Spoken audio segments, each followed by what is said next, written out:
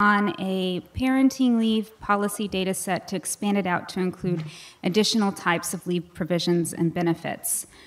The data collection work I'm presenting today is part of a European Research Council starting grant. The project is set to start in August, and I'm currently hiring a PhD student and 2 postdocs or researchers. I'll come back to that at the end of this presentation, but part of the purpose of presenting my work here today is to get your help in recruiting quality candidates for these positions. I could also use your feedback at this early stage on the leave provisions I intend to measure. At some point in our working lives, most of us will need to take time off from work to provide care for our children, for our parents, or for ourselves. The right to care leave is a right that we often take for granted until we actually need it, yet it is a key ingredient for building sustainable work. Leave rights and provisions are a rare area of welfare state expansion.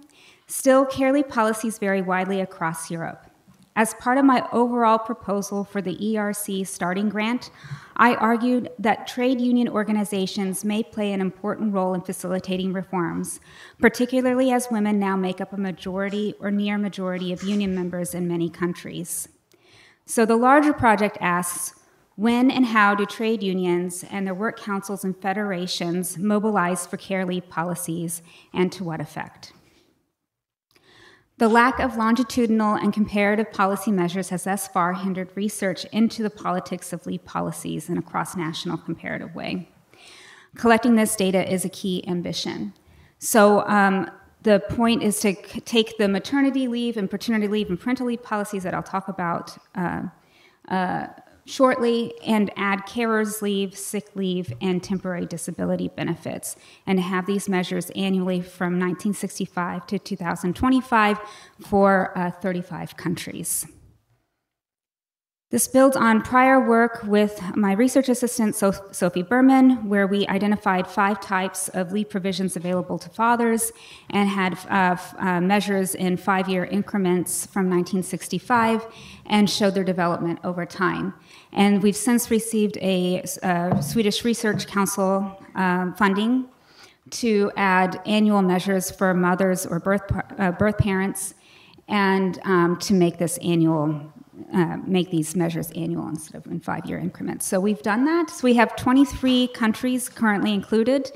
And like I said, they're annual in 1965, but it should be to 2025. Our main sources are actually the Leave Network as a major source, but we cross-check it with the OECD, MESOC, SSPTW, and when there are discrepancies or details that we need, we've consulted case studies published by many of you. So adding to the 5 types of leave provisions available to fathers, we have leave provisions available to mothers, and so we have 2 types of transferable leave. So this is leave for mothers, given to mothers that can be transferred to their partners, and transferable parental leave. This is leave that's given to families or to parents that they can transfer to each other.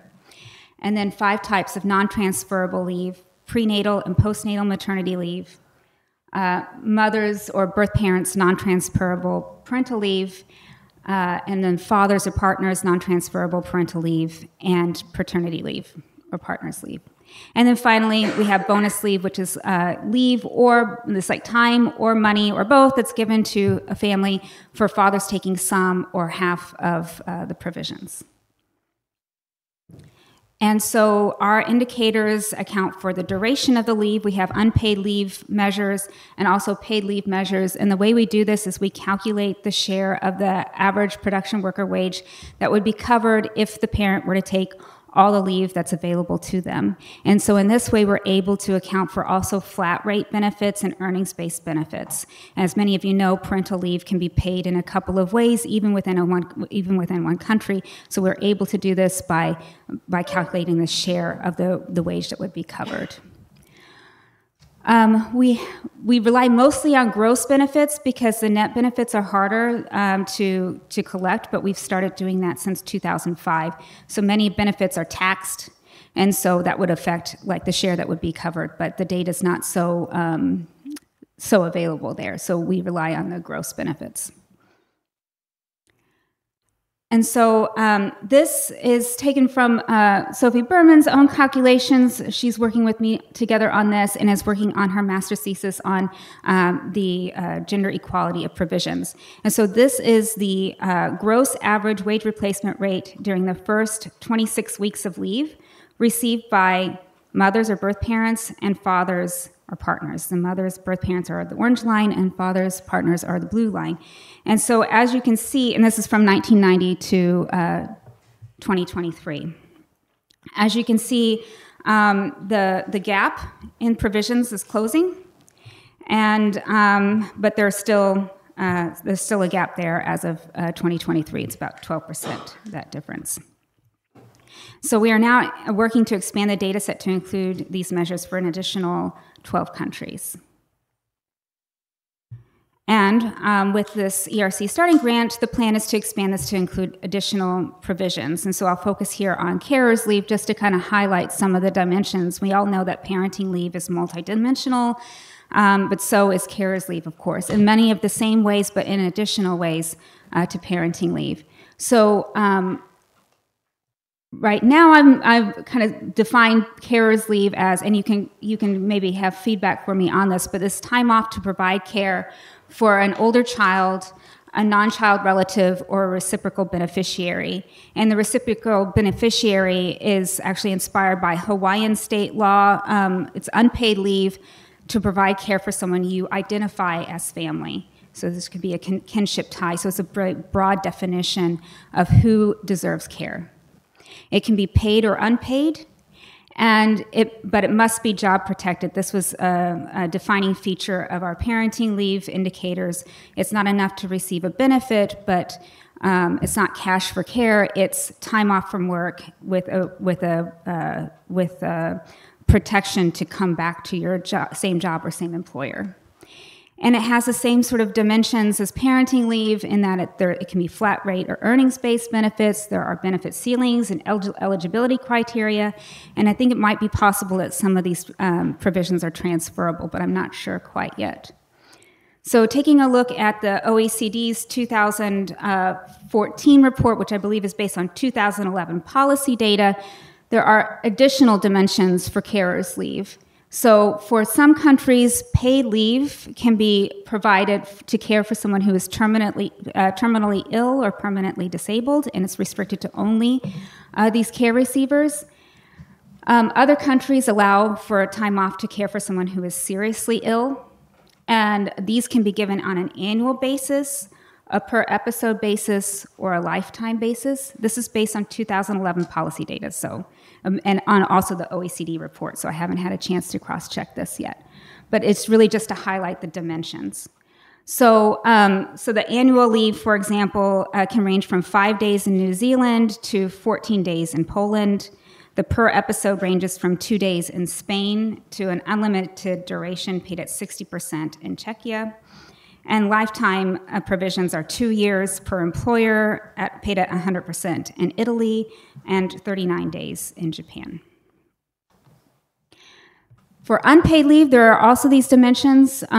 There's an annual provision. It can range from 2 days in Australia to 12 weeks in the United States. And there's a per episode basis that ranges from 7 days in Croatia to 2 years in Ireland and Spain, or a non-defined duration in Finland and the UK. And then, of course, there are countries that don't have such leave provisions. Again, this is just taken from the OECD to highlight the dimensions based on, I think, 2011 policy data. So, to wrap up, I'm hiring. This is quite a huge endeavor. So, I'm looking for PhD candidates in sociology who have a master's degree in quantitative methods training with an openness for qualitative research, because the project also includes qualitative components. And their main task will be collecting and coding the policy data, and this data can then be used for their dissertation research. It doesn't have to be on trade unions or politics. It could be on the outcomes of leave policies. And then for I'm hiring 2 postdocs or researchers who can help me with the French and Dutch case studies. It would be using policy tracing techniques to examine the politics behind recent policy changes in France and the Netherlands.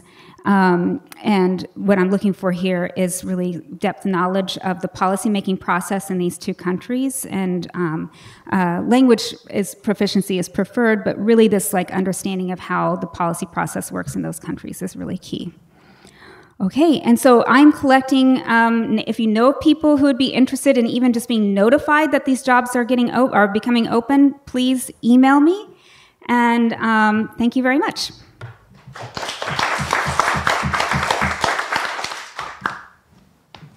Thank you, Cassandra. We have time for a couple of comments or questions. So please raise your hand. Peter. Thank you. One of your slides showed replacement rates for mothers and fathers, and the gap was narrowing. Mm-hmm. I just wondered what is going on there that you get that narrowing. Well, so these are the non-transferable entitlements, and this is for the 23 countries we have in our data set over time. And so what's really happening is that more countries are adopting leave rights for fathers that are non-transferable, and these can be paternity leave or parental leave. They're combined in this blue line here. So more countries are adopting it, and then more countries are investing in terms of the replacement rate. So it's both of those things happening. The father's leave is is slowly catching up with the mother's leave, which has always been more likely to be paid. Yep. And this is the wage replacement rate. So this isn't unpaid or just duration. This is like how much of the first 26 weeks of leave is being compensated. Yeah. And it doesn't include the transferable leave, which is kind of gender neutral, isn't included in this at all. So this is just the non-transferable. Yeah. Hi, Cassandra. Thank you so much. I'm really excited for your project to get started. I had a question on the carer's leave. So will you be able to make a distinction when countries offer different types of carer's leave? So for example, in the Netherlands, they offer short-term and long-term leave. The short-term is paid, the long-term is unpaid. And these are 2 separate leave forms, but both aiming to do the same thing. Yeah, I think you're getting at, I think this is the complications of studying the carer's leave I'm going to get into more when I delve deeper into this. I guess if it's... Yeah, I haven't quite figured out a solution to that yet. That's going to be part of the project, is like how to handle, because with maternity leave and paternity leave and parental leave, you can have the first few months is what's crucial, right? So, but with caring for people who are ill, it could come back. It could come, so it's a little harder to restrict it to the first year of needing to take care of someone, or it could be multiple people who need care. So yeah, it's going to get complicated. We can have a conversation. Yeah. Thanks so much. And Mariam. Thank you. It was actually a similar carrying on for that, the carers leave one, which is clearly becoming more important globally and in people's lives. But in the same way as the Netherlands has different ones, in Australia, and I'm sure you'll find these complications, carers leave is actually also sick leave. So it's personal sick leave and caring for another person leave. So it's hard to, well, when you're collecting the data, need to distinguish between, I suppose, personal sick leave and caring for others leave. Yeah. Thanks. And Alison. It's just a question about the postdocs. I wondered how long the duration is. It's a 2-year position, but I'm talking right now with the Institute about allowing remote work. So if you know someone in France or the Netherlands who doesn't want to move, that may be an option. Yeah. Great. Good luck with the project. Yeah. So we move over to Vilma. Floor is yours. So, hello everyone. I am Vilma, a PhD candidate from the Lithuanian Center for Social Sciences, and I'm very grateful to be here with you today. Ruta is my supervisor, so you have to now listen to me. So I'm going to present a part of results of my dissertation research. And I'm going to talk about gender norms and gender roles and the attitudes towards them. So, so this is very simplified and very stereotypical illustration on gender roles. I imagine that most of the people know and can explain the differences, what it is depicted here. And they definitely have an opinion, and sometimes very strong opinions about it. And, but as social scientists, we think, when watching this illustration, we think on much more. We see so much more, and including gender roles, and as well as gender revolution. And as we know, there's many scientists argue that there's two halves of gender revolution, and we know that as women, on the one hand, as they on huge numbers went to have higher education and went to paid employment. On the other hand, on this second part of the revolution, men should go more into unpaid care and domestic labor. Well, they should, and we expect them to, but we know many scientists argue that the revolution, the second part of the revolution, has stalled entirely and is definitely unfinished. So, and this is an illustration of motherhood penalty. And and this is a quote from Andrea. And it is a 10-year-old quote. She wrote there that although this enormous changes have occurred, and we saw already and yesterday and today, those changes, but it is still perplexing that, we still have this persistence of gender differences and parental caregiving responsibilities. And I came yesterday to her to ask whether it's still the case, and we can definitely say so even now. Not here. So, and also it has been demonstrated that this traditionalizing effect, it is like a coined term, traditionalizing effect happens when couples become parents, especially so after the birth of the first child. And then we want to know and to research a little deeper to understand why it is happening, and we want to research this social fabric in the attitudes, and how we measure, how it is measured, the attitudes. Those are questions, items from the European Social Survey, so very, very common questions about how we measure those attitudes. So, for example, a man's job is to earn money, a woman's job is to look after the home and family, and some different items also. And response scale usually has strongly agree, neither agree, or no, disagree, disagree, strongly disagree. And usually we combine those, and we have, then we kind of say, oh, this part of the population is either traditional or egalitarian, have either traditional or egalitarian attitudes. However, we might have, maybe you also was thinking, well, maybe we can measure in some different way. Well, there's some concerns about the measure. So, for example, well, those items are phrased in very general and kind of vague way. And, for example, they do not specify parents' employment or the ages of the child.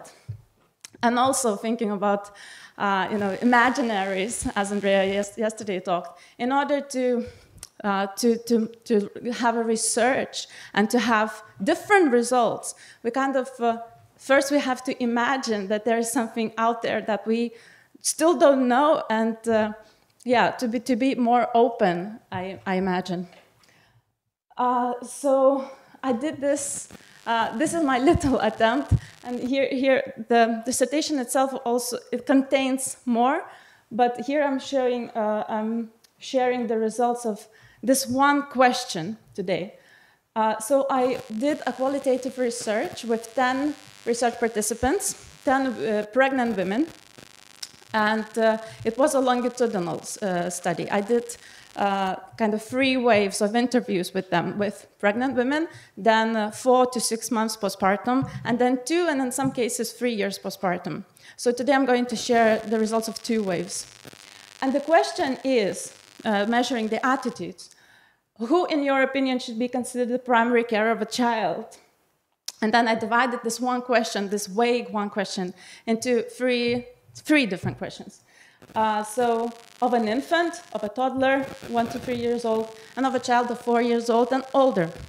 And the answer options was that, and it is, I think, quite important how it is phrased.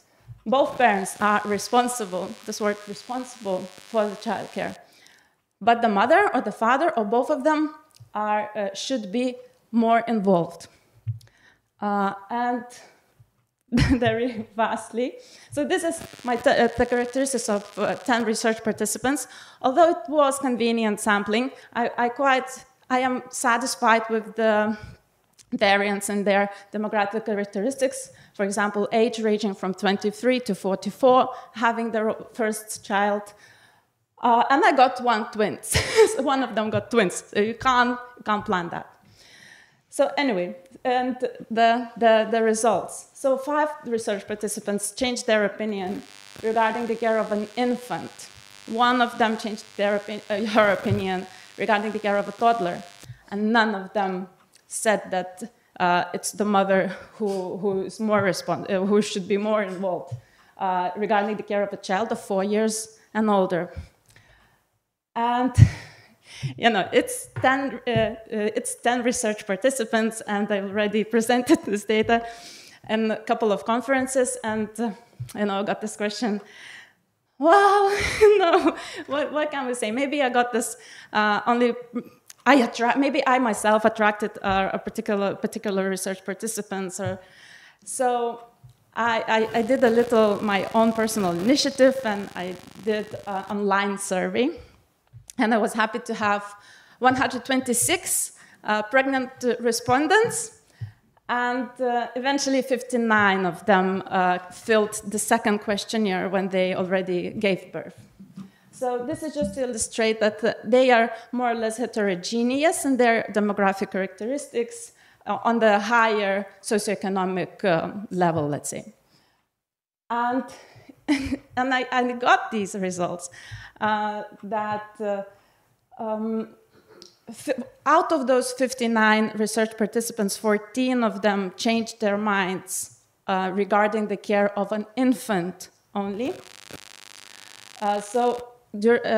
Although in the first way, when they didn't have this experience still of caring for the baby, it was the majority of them said that both parents should be equally involved in the infant's care. But then after they had their own babies, some of them changed their opinions, and now it's kind of swapped the other way. And then regarding the care of a toddler, still some of them changed their opinions, but the majority remained that both should be equally involved.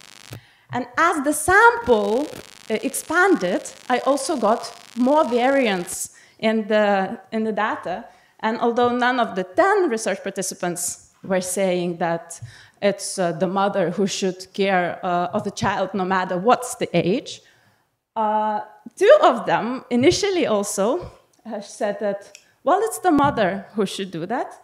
And then even more, some of them, this minor change after the birth. And this is one who said, the only one who said, it's the father now, you know, and I really can relate after, you know, and remember that she's this respondent is not only taking care of a few months old child, but she kind of anticipates, you know, when the child will be 4 years, I will hand the baby to the father and go around the world. So the struggle is real, I know. And as it initially was, the qualitative research, and I personally love qualitative research because I think that only qualitative research can answer the questions such as how and why. And most of them, these are quotes from those 5 research participants who changed their mind in terms of infant care. So mostly of them were citing the, you know, breastfeeding and how it is important, and that the baby is constantly holding onto the breast, and there is nothing else more important that I could do at the moment caring for an infant. It was kind of a change in preferences and life preferences. So, traditional or egalitarian. And I was happy to find this multidimensional gender ideology, some research that showed that the main difference between traditional and egalitarian respondents is not in their ideologies, but in their interpretation of vague items. So the more context you give to your respondents, you get different results. Some authors already argue that items in a unidimensional measure to capture gender ideologies is outdated. And this is another research showing which found that merely 36% of Europeans can be classified as unidimensional, egalitarian, or traditional. The egalitarian class is only the second largest group. We identified capturing 30% of the population, and only a very small fraction could be classified as unidimensional traditional. So, not here, but I think this very small fraction, I think we see here, just only a few percents. So this is my way to lead a discussion, and I think that I got the same result as those researchers, or similar. And this is another question to lead a discussion and to hear from you. Should be ever expanding progress? And thinking about sustainability, and we know that economic progress, you know, how much it can expand. And thinking and going back to the gender equality, as we heard yesterday from Anne-Sophie, so many other of you to quote, that is it, how did you say, freedom of choice or gender equality. This is the quote, was from yesterday. Yeah, so thank you.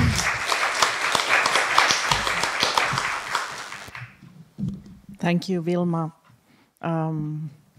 So we're taking questions and comments to the question you posed. We can take a couple of questions. So let's start with Andrea, because there was a reference to your work. Thanks, Wilma. I'm so glad to see you using qualitative research and 10 couples with 3 waves of interviews where you're doing the interviews yourself, and then the analysis takes sometimes years. That's intense research, so I commend you for that. And it depends on the audience, right, if people will be accepting that or not. I think quantitative researchers tend to think more numbers are good, but in qualitative forums, it's the quality of the work that matters, so I just want to commend you for that. I'm wondering what qualitative research can make us question the categories that are taken for granted and just used again and again in quantitative research, such as egalitarian and traditional. So I'm wondering if your work is making you, I'm hearing you question it based on your drawing of these new references that you mentioned at the end. So is that one of the things you're doing? You're beginning to question those boxes, which are clearly limiting. Like what is an egalitarian family person approach across the life course when, as you know, life goes up and down, and yeah, it's really hard to box people into those two boxes. So I'm just wondering if where you're going with that.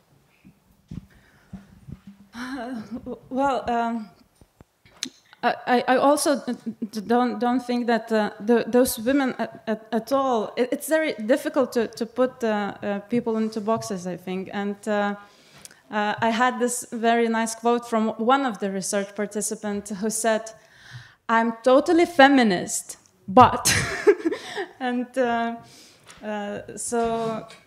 Yeah. So, and in the dissertation, I talk about how they divide the housework in the family with their partner, how they divide the childcare, and also got very interestingly that some of them. What I did a questionnaire. I thought at first I will collect the demographic characteristics at first, and then. No, I mean, do the interview, and then I gave them a little questionnaire to collect the demographic characteristics. And then I found that it does not match. The interview does not match with the survey, with this little questionnaire. So I swapped. I started to give them questionnaire first, and then do the interview. And some of them would indicate that they divide the childcare equally. And I know that they are on parental leave, and the husband works as a remote, distant driver, you know. And so I thought, so why do you mark that you divide it equally? So and she said, well, when he's at home, we divide it equally. So it seems that for some of women, it's not that. It's not as also this your paper title that care is not a tally sheet, and they don't. Well, some of them at least they don't count it in hourly terms. Okay, we have 3 more questions: Alison, Marian, and Ivana, and then we need to move on. Thank you. Okay. Yeah, great presentation, great project. I'm really excited about how you're interrogating how we ask these questions and the way they produce the answers. But I just wanted to share a couple of references. Maybe you already know a colleague in my unit at UCL, TCIU, Catherine Twomley. She's just written a book, Caring is Sharing, Couples Navigating Parental Leave at the Transition to Parenthood, and she puts the emphasis on how these different decisions that you're describing affect practices. So she's using the concept of practices rather than attitudes.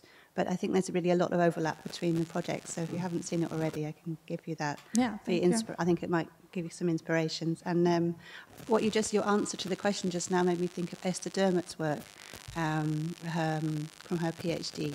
Yes. Yeah. Yes, on 23. Brilliant. Okay, thank you. Thank you, and likewise, Wilma. I think it's a really lovely project, and I would stick with the qualitative work you're doing, because as you've shown and in the responses that Andrea and you've just discussed, you realise that how people complete surveys is often at odds with what they're really doing, and there's all sorts of problems within survey data as well. So we don't have to take that as the Bible. Your method is fine. We did a very similar work, interestingly, in Australia, and I only used 10 parents. So it was a very quick project, but we did mothers and fathers together. And so I'm thinking for your postdoc, it would be really nice to take it to the next step and either do a set of fathers and then couples, because the dynamic when they talk to each other is really interesting about how they then start to reinterpret what they think they're doing and what they both want. But congratulations, sounds like a lovely thesis. Okay, thank you. So Ivana, we will save your question for a break, and we will invite Eva to present next.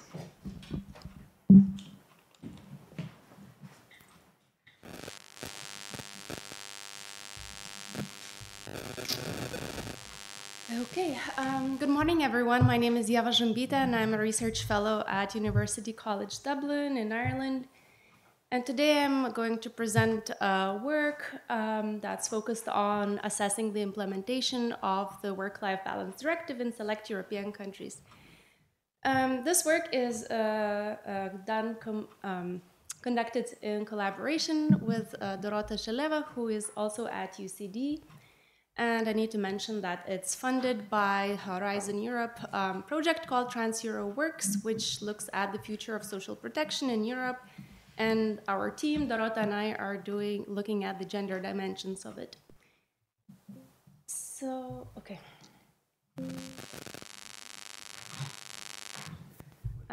So I'll start with talking briefly about the objectives of this paper, touch on the background, explain policy requirements of the directive, then move on to methods, findings, and implications. I'll not talk about the recommendations because that's actually a separate paper that we have. That's a policy brief, but that's online if anyone's interested.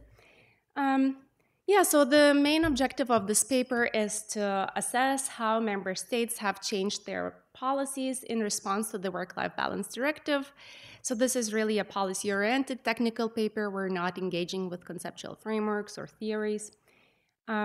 So everyone knows very well what the directive is about, but just to be safe, I'll say a few things so that we're on the same page.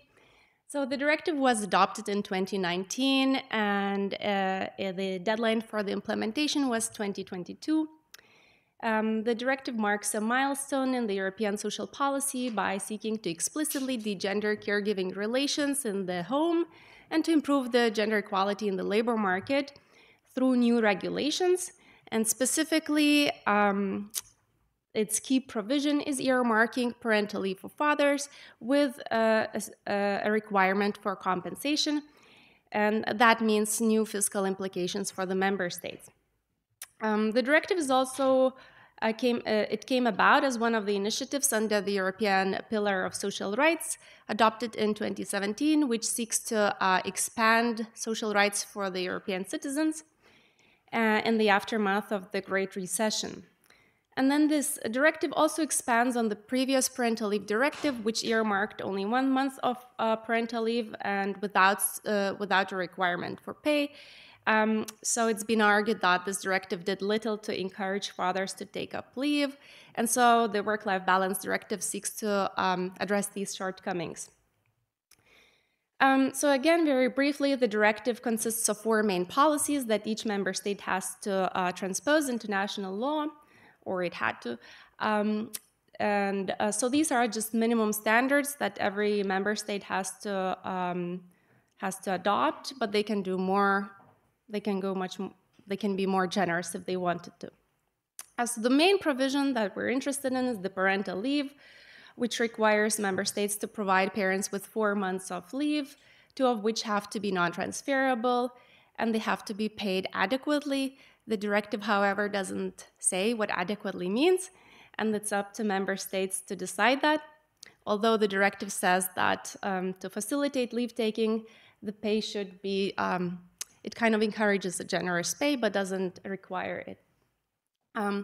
And so, yeah, so to avail of the leave, parents have to be employed for 1 year, but no more.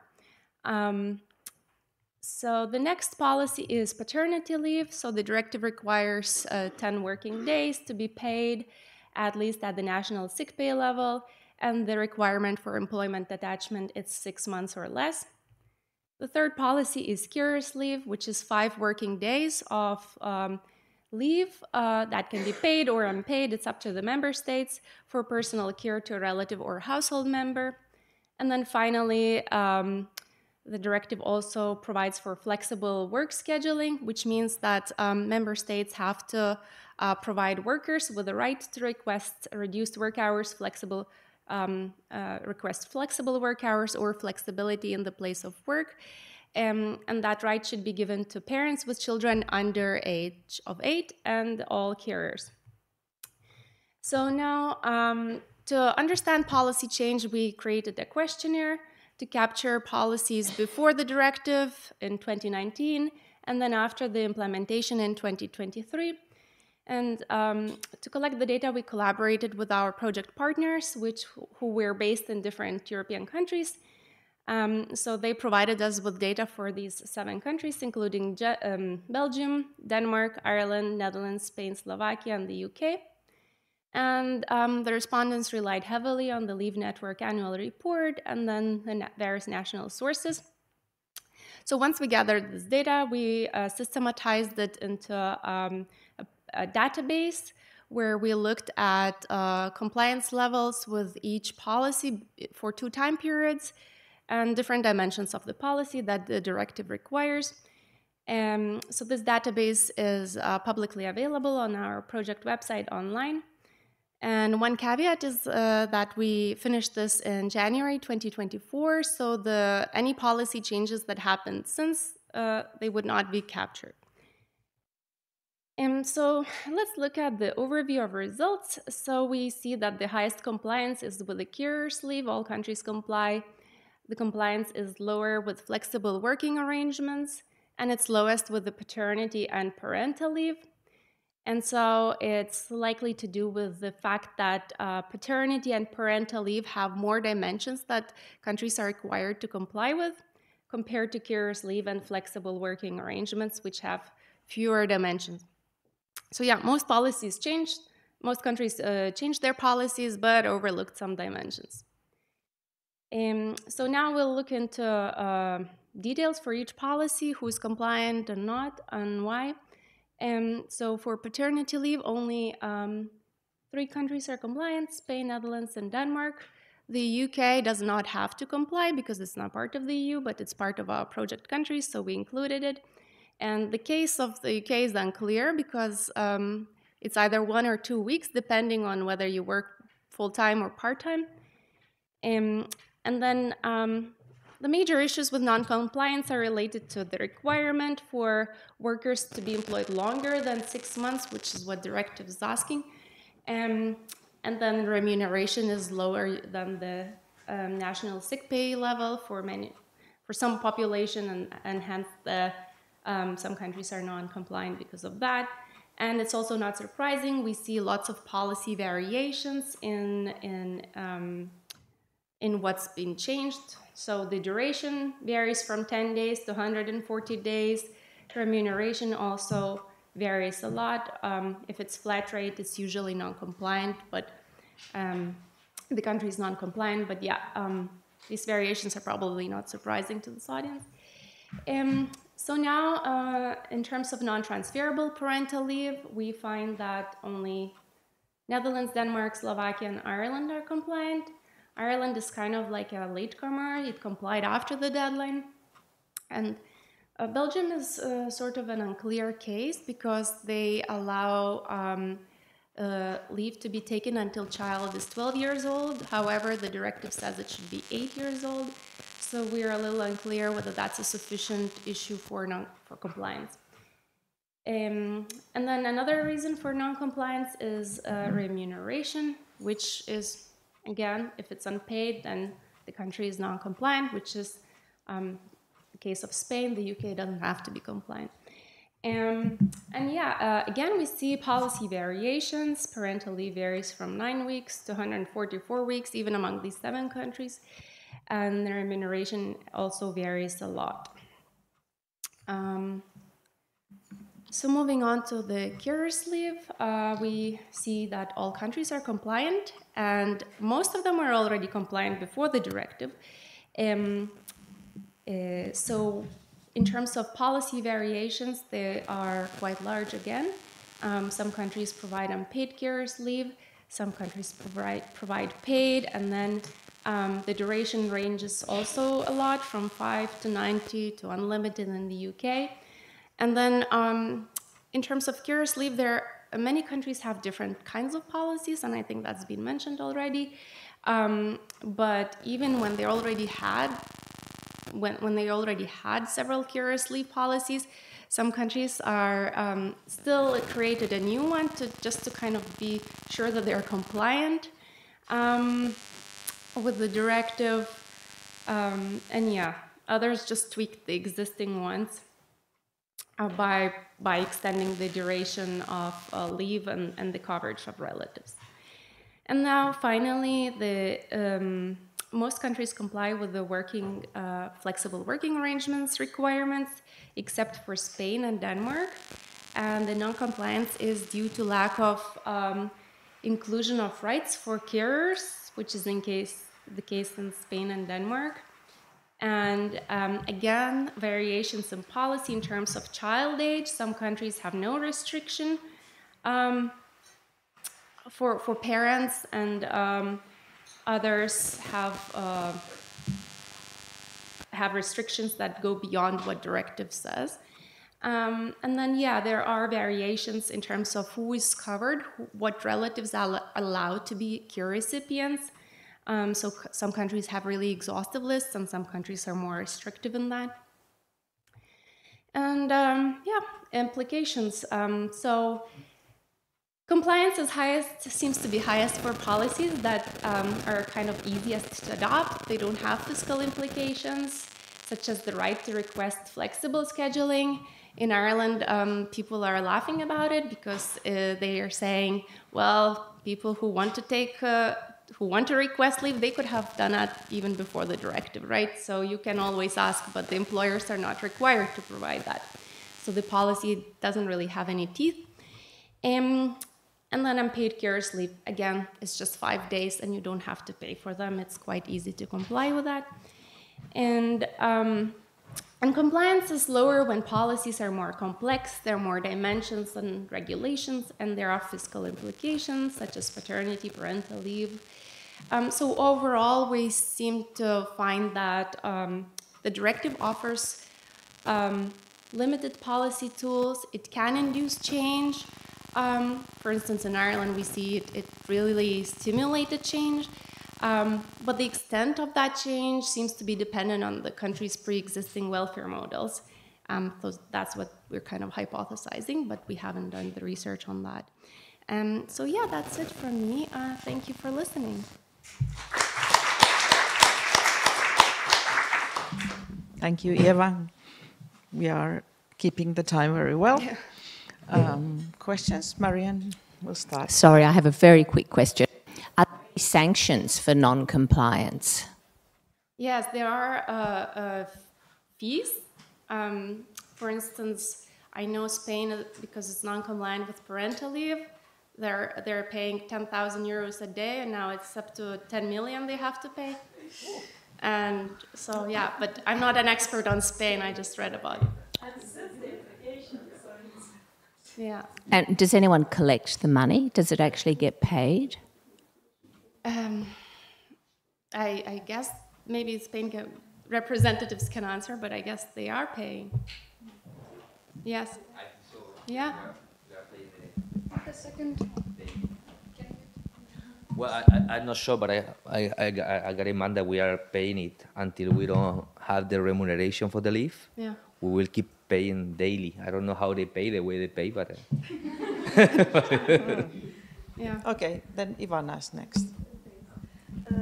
Thanks. It's really interesting, and it's nice to see all these dimensions, how they are working. I just have maybe more comment about the consistency between the tables on the parental leave and then flexible working arrangements with the age of 8 years, because then you grouped Belgium, I think Belgium was as unclear, but then with flexible working arrangements, UK as yes. And UK doesn't have limit, on the flexible working arrangements as well, because Belgium set higher limit. Yeah, so I need to double check that, but I think it may be, so for parental leave, it's maximum 8, and for flexible, yeah, I need to double check It's also 8, but I don't know whether the wording of the directive is different. I don't know. Yeah, because the phrasing is sometimes really tricky, and for instance, we even argued with Dorota whether in one case it was maximum 8 or like minimum or it's flexible, or so yeah, it's some of these can be really tricky. Yeah, but I'll double check that. Yeah. Alexandra. Thank you. I liked especially your concluding slide about what kind of the takeaway points about the countries are adopting what's easiest to adopt. And I was wondering, easiest in what sense, or the more complex ones, what's more complicated? Is it the political will, or is there a fiscal economic capacity? Like maybe they want to, like there's political will to have this, but there isn't money to do it. Is it that, or is it there's not political will? Yeah, I mean, this goes beyond what we've done for this study. So I guess sometimes it is about money, but what seems to be interesting is that some of these dimensions, like the employment duration, that's not that complicated to change in theory, but then it's part of the social protection system where you would have to change the entire system. For instance, we're doing some interviews in Ireland to understand these things, and yeah, like why is Ireland not doing? Ireland has flat rate benefits for all social protection, and we're asking like why can't you move to salary levels? To kind of tie it to the salary or certain replacement levels, and yeah, it's like, well, the whole social protection has that. So if you want to change for parental leave, then you have to change for every benefit. That's what they're saying. Although now they're considering to change, and I think it's in the new government's program to change the parental leave benefit, tying to salary levels, but not the other benefits. So it's tricky, yeah. Okay, one more comment question from Alexander. Thank you. That was very, very interesting. Thank you. Carers are left out of some of the flexible working arrangements. Have you any idea why that might be? Is it then just childcare that's put in? So that the alternative, childcare is covered, but just carers generally aren't covered. Yeah. Again, I haven't done the research to understand why, but I think maybe it's sometimes they're just overlooked that carers have to be included. Yes, no, I can quite believe that. It doesn't make sense. Or maybe they're like, I don't really know. It's just hypothesizing, maybe trying to get away with like focusing on parents, and then carers are kind of always like the add-on. Yeah. Okay, small comment. Yeah, from just Mara. to add on to that, because the research we've been doing on this actually suggests that it's much easier in the legislation to focus on parents, right? So because they're presumed to be the ones with the caring responsibilities. And part of it, when we talk to policymakers, is that who is the group of carers is really difficult because many people don't identify as carers themselves.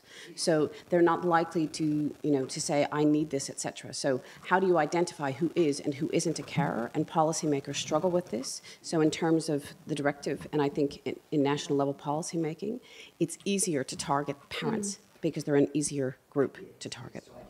Yes. Okay, good. Thanks again. And I invite Ivana to present the next paper.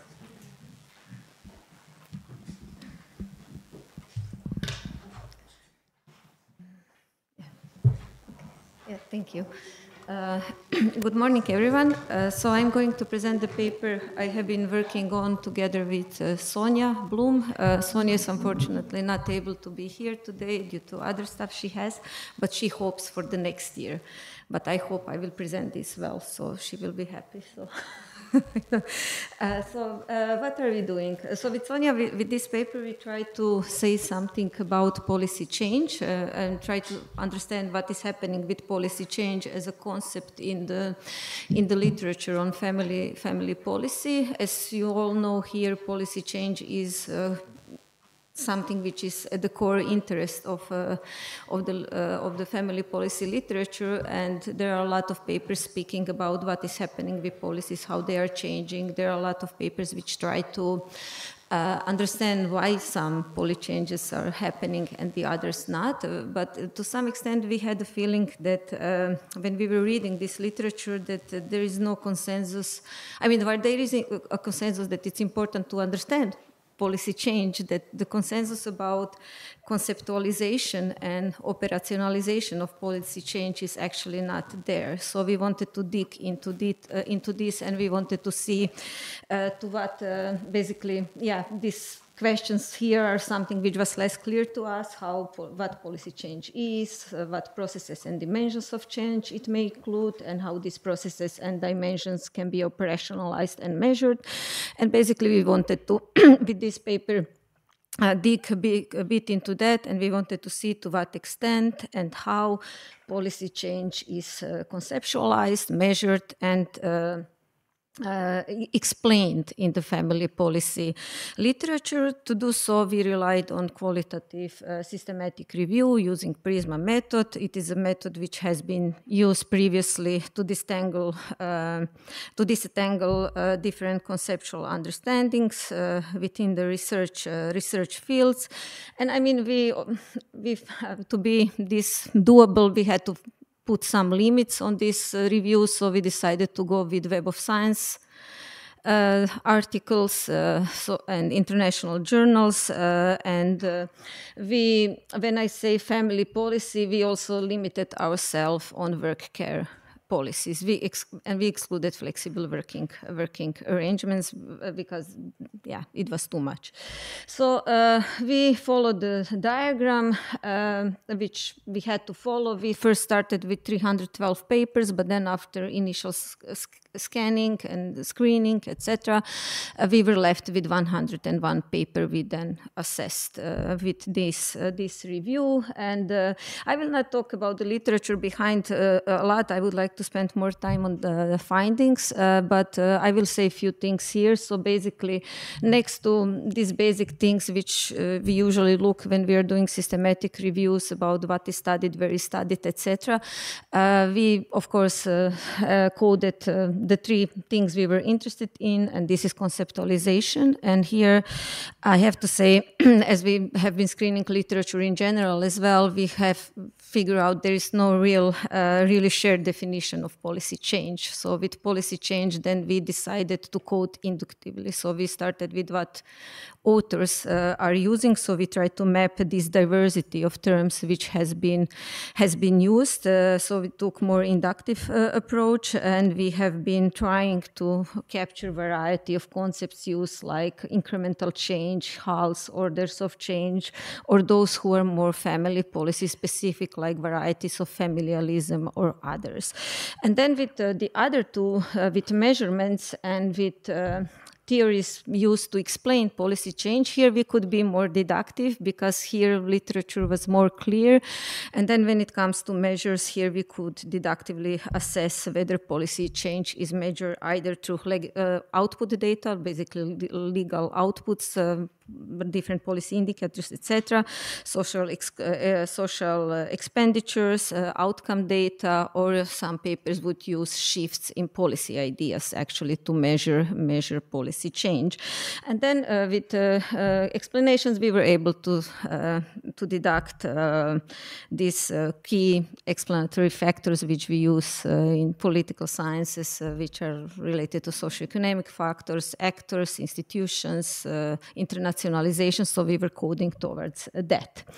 And then, of course, how intensive the debate here is. I mean, we have this graph which has peaks and downs, but there is some steady increase with the number of papers. And we started to search since 2003, and the first paper with keywords we used appeared in 2005.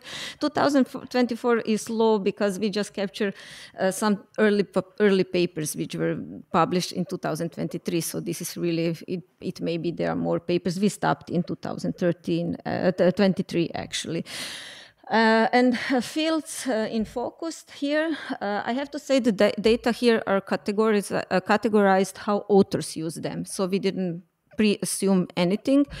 And basically what we could notice when we finished the job is that these general terms, childcare policy, work-life, work-family, family policy, actually they all are used to say the same thing, and they all are used to speak about parenting leaves and early childhood education and care. So these are the two, and then these two are also separately discussed. So these are the two policy fields which are most often in the literature, while others like child benefits, they are not really discussed. And then care leaves through the life course perspective, this is not really the topic in the literature, speaking about policy change, at least in this corpus.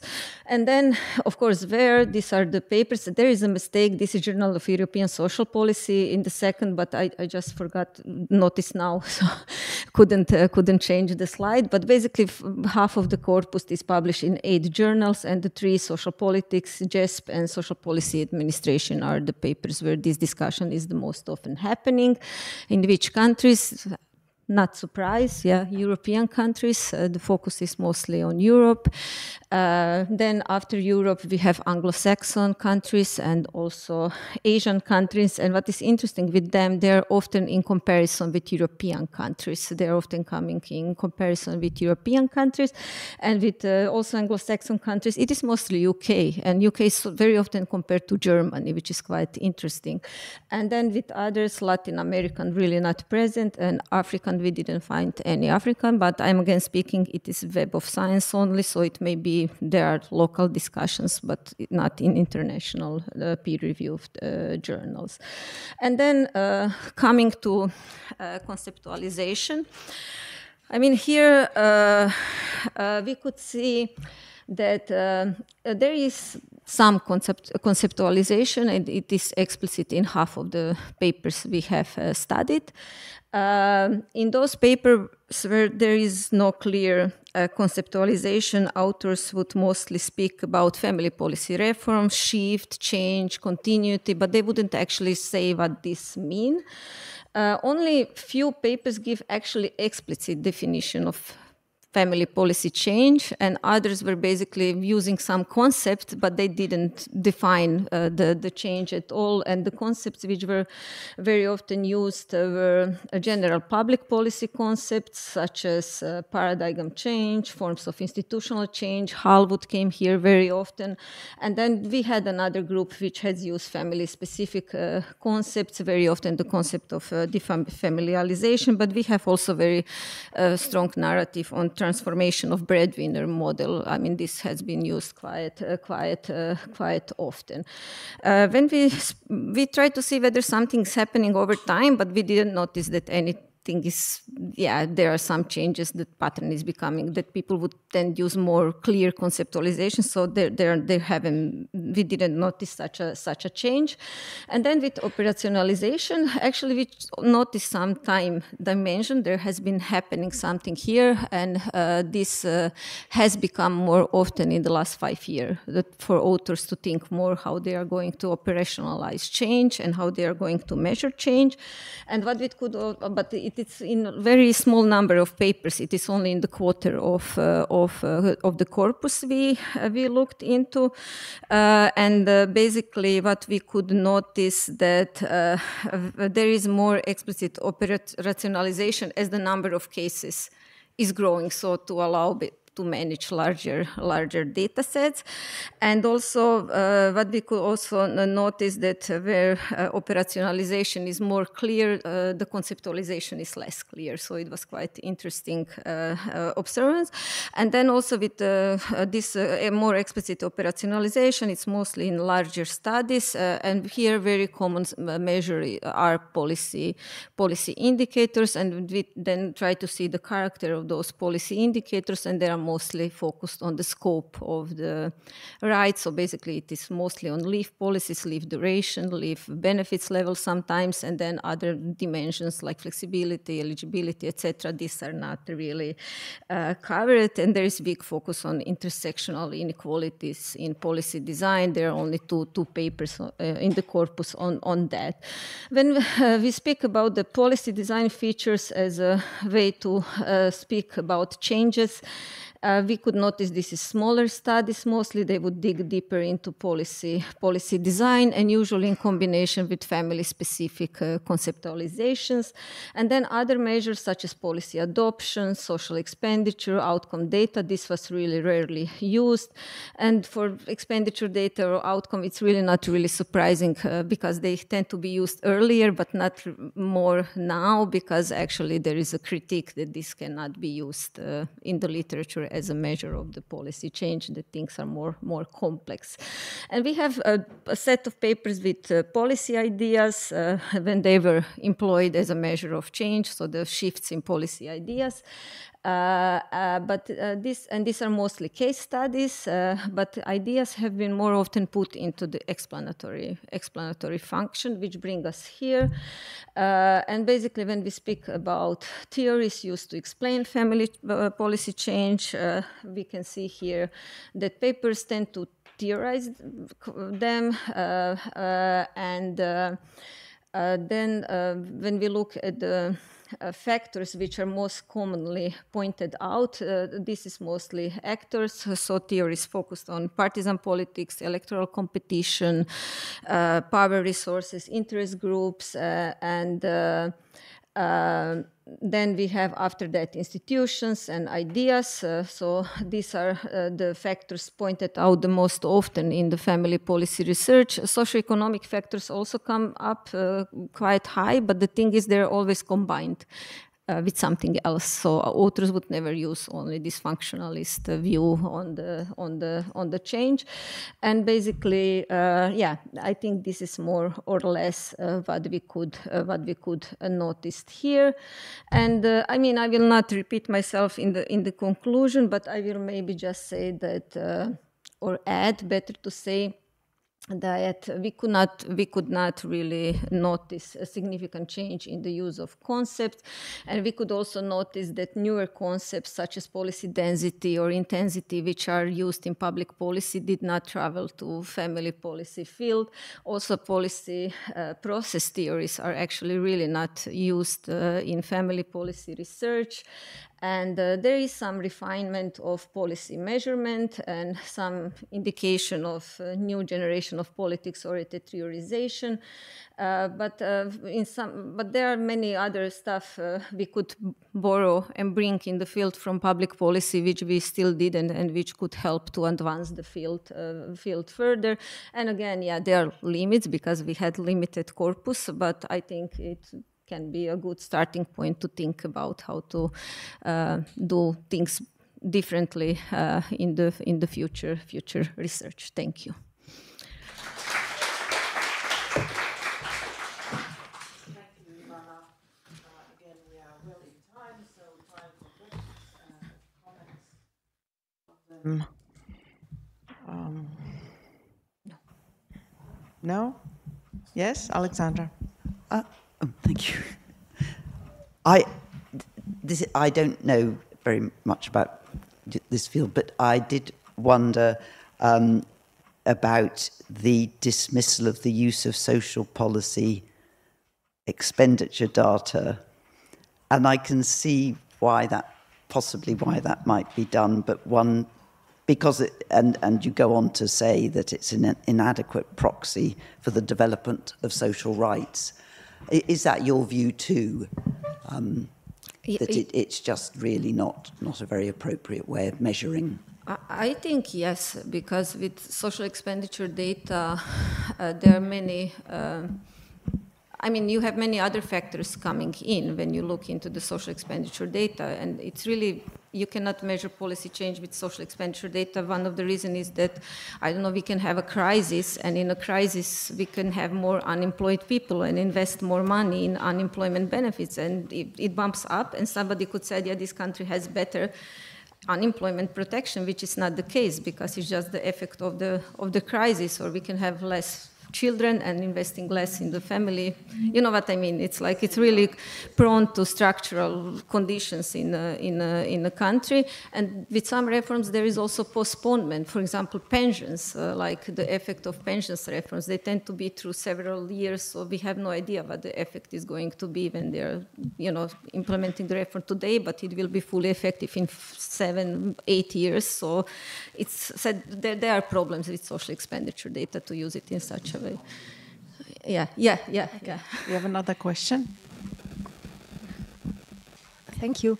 I was wondering if you have any ideas why this is the case, that the theories and methods from policy studies didn't travel so much. So is it maybe mainly because it's the specific family policy or social policy community and they are not so, or do you have any ideas why this could be the case? Because it's an interesting result. Yeah. I mean, I don't know why, but my general feeling also when you review the papers is that people don't read widely.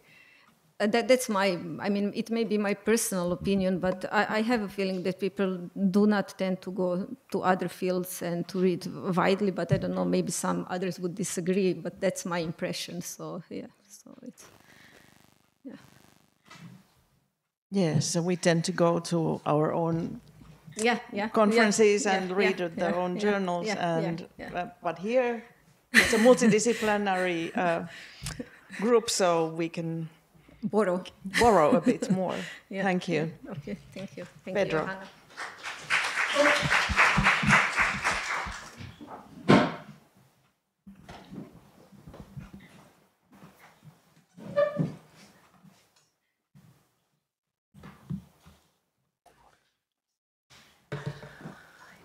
Hello, everyone. I'm going to present a part of that report, a chapter report that we have been doing in the Cost Action Project, together with Gerardo Meir, Gerlinde Mauer, and Nadav Perez. And this is another comparative study. It's another, how we academics, we compare parental leave design in different countries. So it's similar to the study of Ivana, but more focused just on parental leave, not in positive change, but how we deal with paid parental leave concept, or we will see that there will be other terms to see that. I think that this session is a good framework to present these results, because also we know, have been presented by Ieva, I think, the consequences of the directive, European directive, to have a minimum, but not all the countries do it in the same way, and there is a complexity, as you all know here, about the parental leave design. So, we wanted to know how we, academics, we take strategic decisions to standardize, to harmonize, to compare what we want to compare about different parental leave design in each country. And also, we haven't done it yet, but we will do it in a further step, to classify the implication of taking one decision or another decision. We are working on that. So far, we have a data set of 54 comparative papers that they compare at least 3 countries. Could be quantitative or qualitative, and we decided to take the last 15 years from 2010 to 2025. 25, yes. And we used 2 methods. Ivana has described it better than I do here. One is like searching in a Google Scholar with different keywords: paternity leave, maternity leave, parental leave, sick leave, carers leave, and so on, childcare leave, and so on. And also, we have used other data sets created by other working groups in the Cost Action Project, the working group 2 and working group 3. Thank you for letting us these already made data sets. We have conducted a content analysis for that. Well, the results. Some highlights of the result that I will repeat that it's an ongoing progress, it's an ongoing work, so we will keep going it. But we try to identify how academics, they use a generic term to cover all what they wanted to do. They use the generic term leaf or leaves in many of those studies, but others, they use parental leave, as Ivana here. Well, you will see that many of us we are quoted, maybe not perfectly, but and other, they use paid leave for infant caregiving. It's another umbrella term used in a comparative analysis. Also, it's common to use the trilogy. The trilogy uses the maternity, paternity, parental leave. This is used as well as parental leave in several studies, as you can see there. So different common umbrella terms. We don't have any defined as a perfect for that. We don't have a protocol to decide one term or another. But they try to capture all the different type of leave, all the complexity.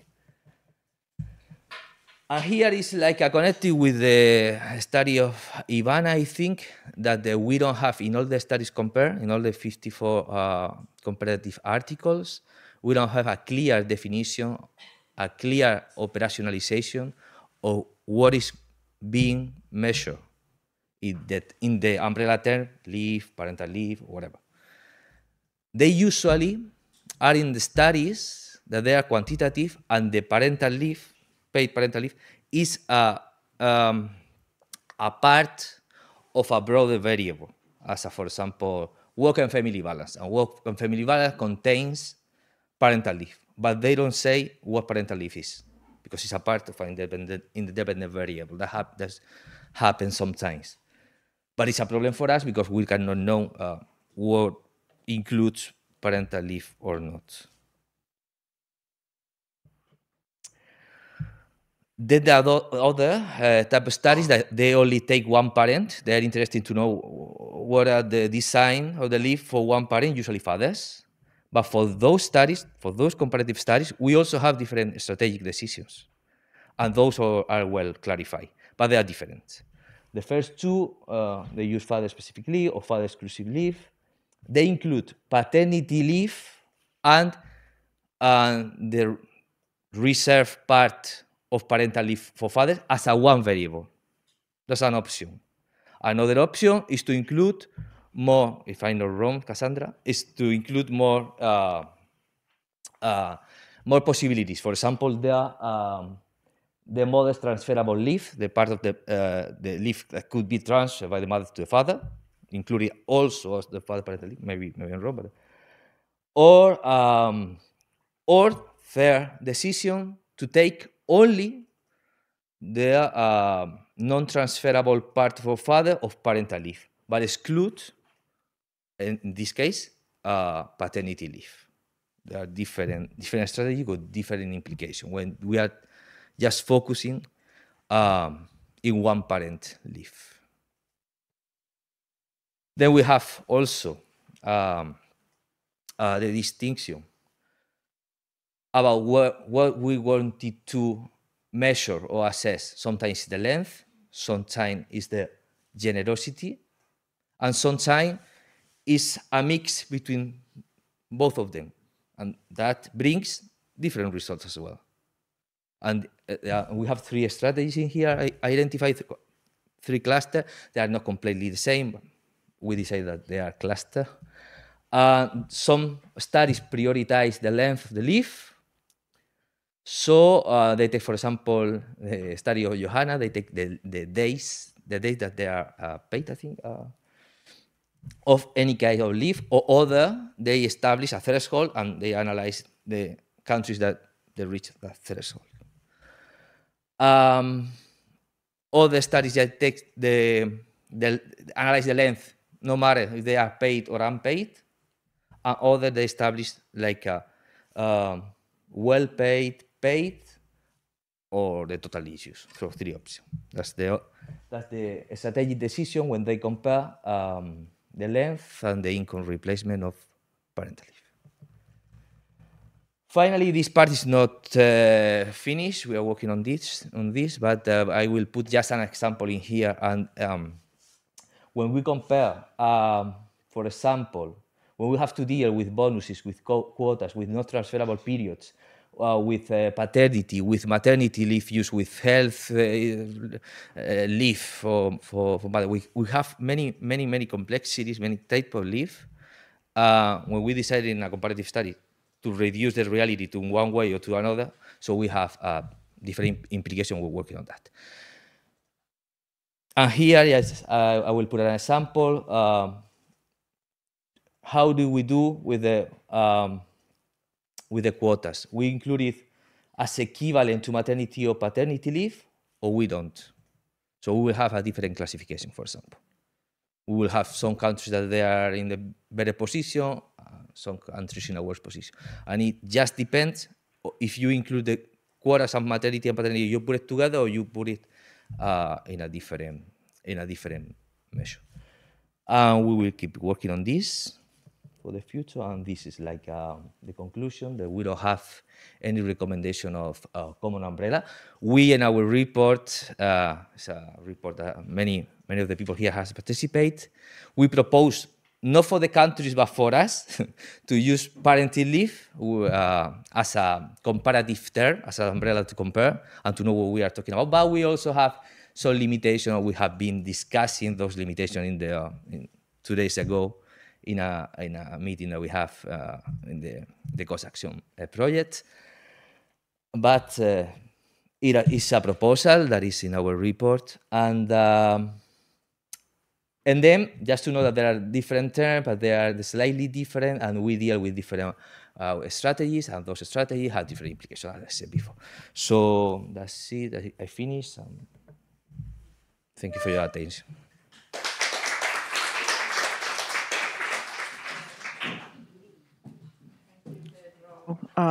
Very complex world we are dealing with here. Anybody want to comment? There have been references to many of our work in the room. Or questions to Pedro at this point? The report has been published, right? Yes. Yes.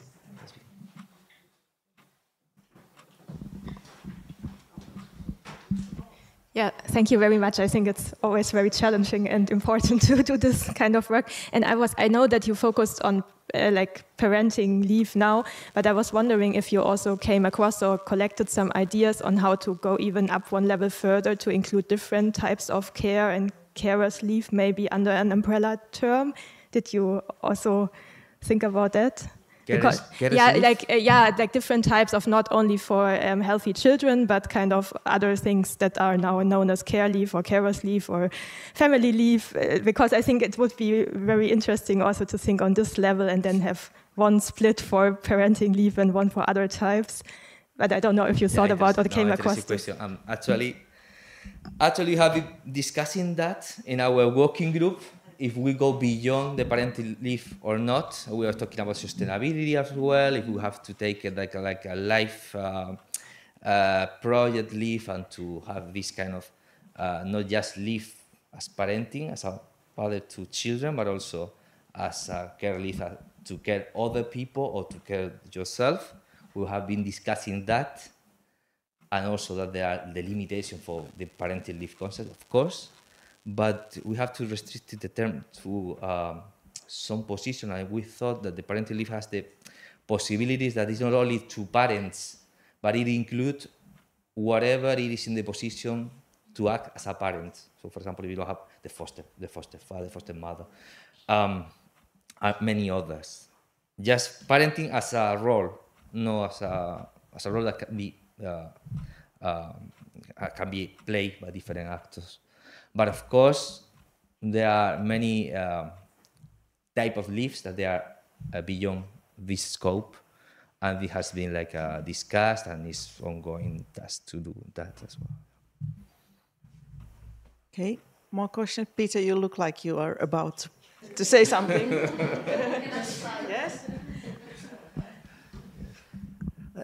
Yes, I'd just like to emphasize a problem you touched on, which is the use of the word well paid, which these days is often referred to as 2/3 of earnings, and actually where 2/3 came from, I'm not certain. It goes round that we end up quoting each other, so and so has used 2/3, therefore I use it. But also, it's very problematic because, first of all, in most countries there is a ceiling, and that may be there or there.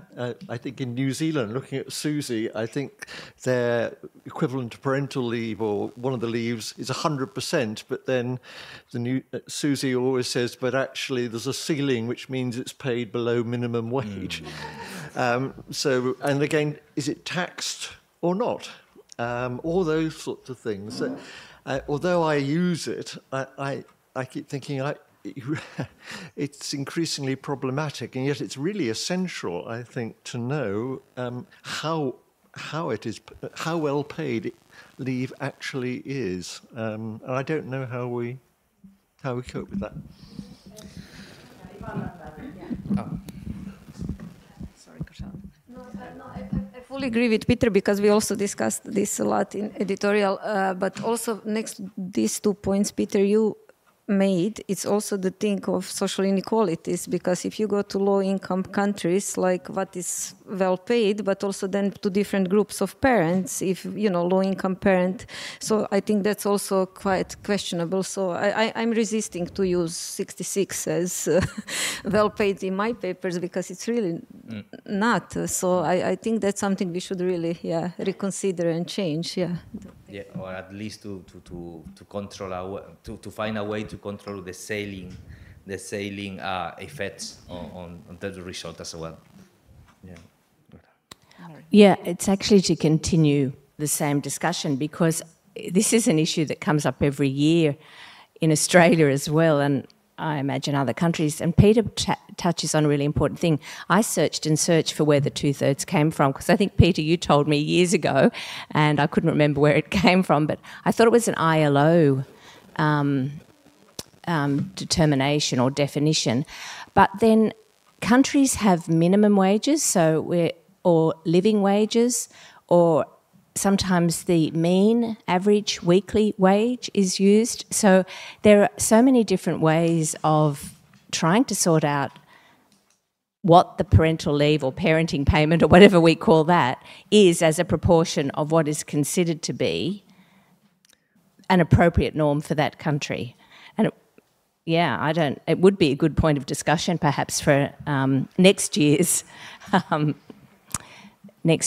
meeting to think about this, or for your cost action group, a new group to take it on. Yeah, so there is a lot of work ahead for everyone, all of us, so we are really... but thank you for the ideas. Also, we can finish that with some ideas, recommendations for next comparative analysis to kind of control this problem. Thank you. Thank you. And now I give the floor to Ruta. So the coffee break is ready. Please enjoy your coffee and come back soon for the business meeting. Yes. Yeah. 10 minutes. It's weekends. We have 10 minutes, I think, there. Yeah, not to bring stuff here. It's because, Yeah. Okay, thanks. Of course. Take your time.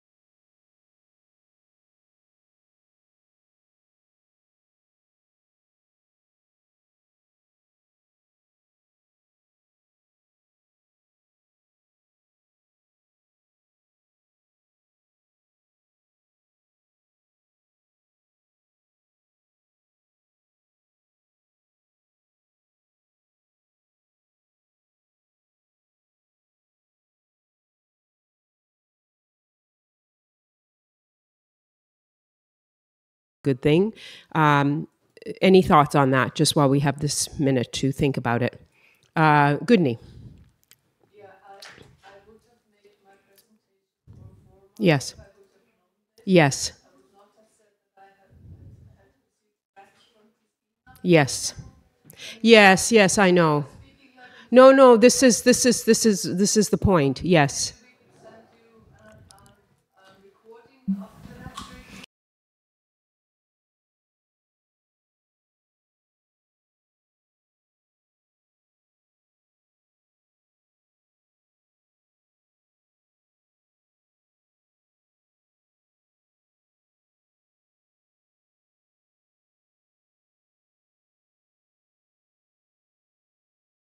Yeah, I think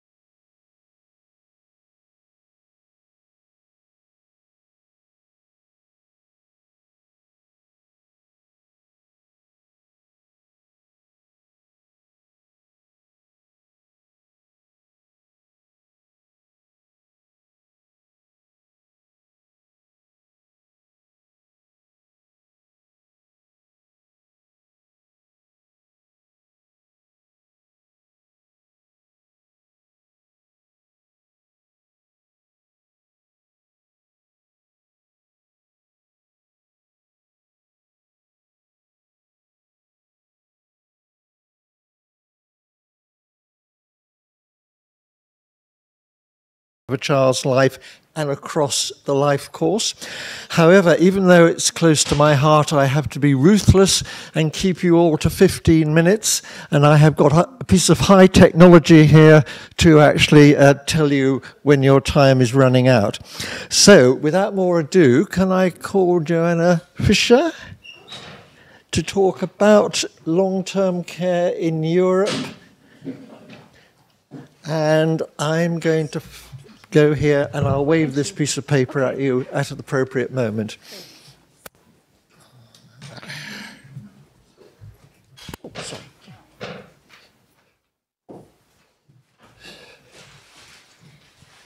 Yes, thank you. Hello, yeah, I'm happy to kick off this panel. Yeah, even though it's a long session now, I hope you can still focus a bit. My name is Johanna. I'm a postdoctoral researcher at the University of Bremen, and my research focuses mainly on social policy for long-term care and elder care.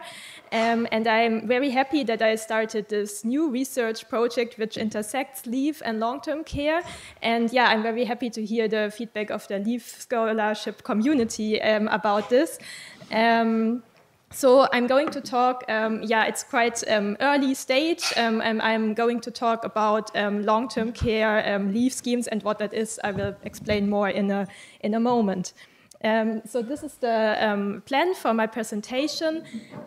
So I'm first getting a bit into definitions, and because, as we already heard in the morning, the terminologies also in this field are not quite clear-cut. And then I'm going to talk a bit about what kind of data there is already. We already heard a bit about carers leave as a broader category from Cassandra in the morning. It also connects a bit to this one. And then I'm quickly talking about this project and about the first part, which is a data collection for European countries on generosity design of long-term care leave schemes. So yeah, I mean, I think many of you, some of you also work on this topic, but most of you here work more on childcare and parenting leave. So I'm quickly setting the stage for this bit turn of the topic. So what I understand by long-term care is the extended assistance with daily living activities for people with both physical or psychological and cognitive impairments. And of course, as you know, this risk of needing long-term care is very highly associated with old age. So this is also why this topic has increasing relevance in many countries, in particular in the global north with demographic aging, but also some global south countries. Yes, so this is the kind of basic line. Then in long-term care research, there's often this differentiation between formal and informal caregiving. Actually, the boundaries are a bit blurred, and there are not these very clear-cut definitions, but it's still useful, I think, to talk about that. So formal care in a professional or semi-professional paid way in the services sector, and informal care inside often families, but also could be other close socially persons. And it can be unpaid, but of course there can also be cash for care schemes or so, and this can also be partially paid. So it's a bit complex. And I'm focusing here because I'm focusing on care leave. I'm focusing on this informal care population, which is actually a really big, even in countries with very developed long-term care systems, a really big portion of long-term care provision. So either complementary or substitutionally to formal provision. And of course, this can be done by informal caregivers who are kind of aged themselves, for example, spousal care of older people. But many of the informal caregivers are still in working age, and many of them are also employed at the same time while providing long-term care.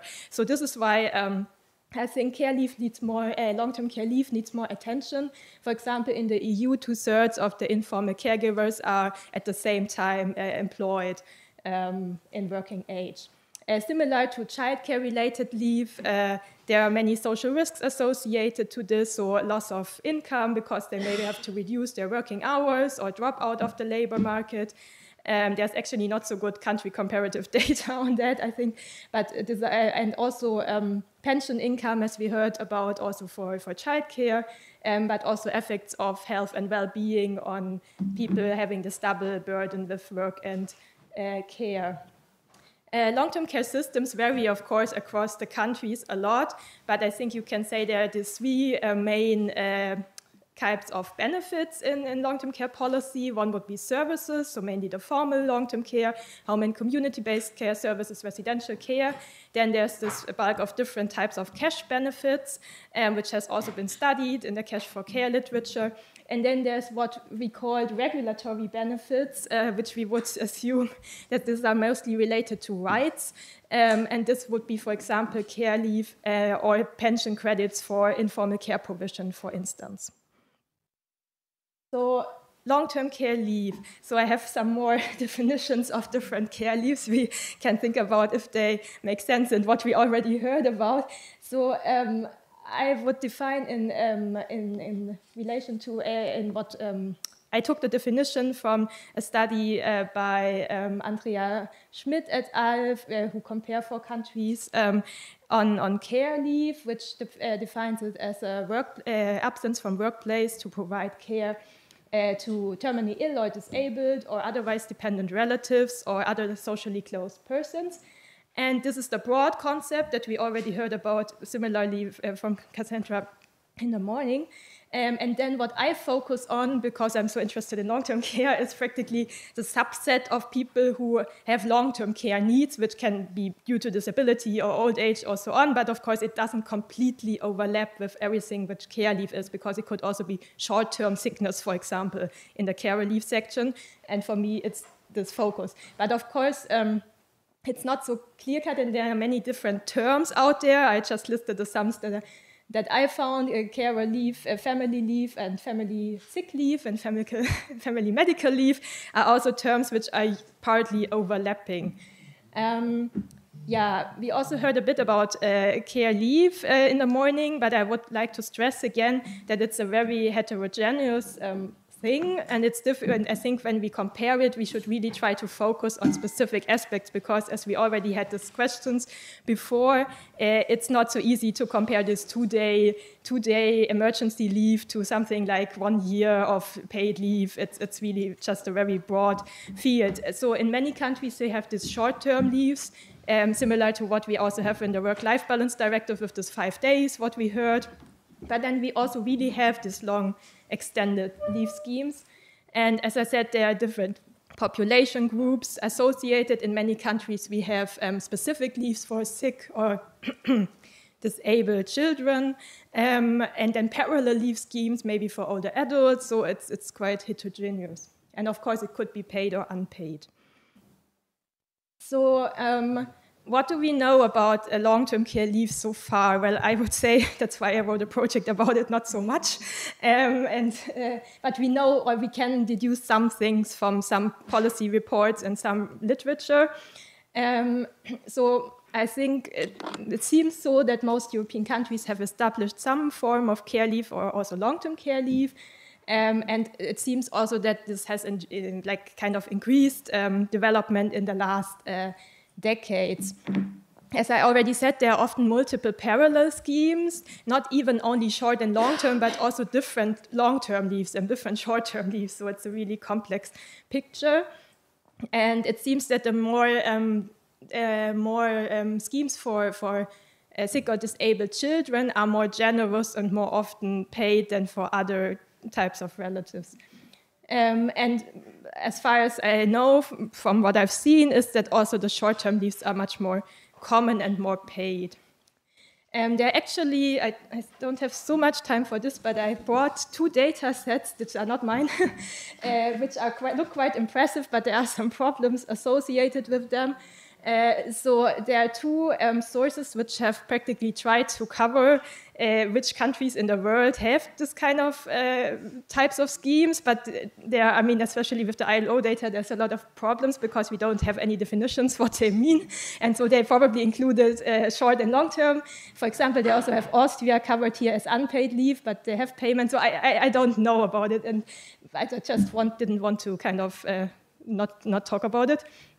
And then there's this one, which I recently found, which has a bit of a different term, paid leave for family health needs. And we also see that there are some discrepancies with the ILO data, which is also why it's a bit unclear if this is really, what this is really capturing. And they don't only include long-term care, but also other kinds of family sickness.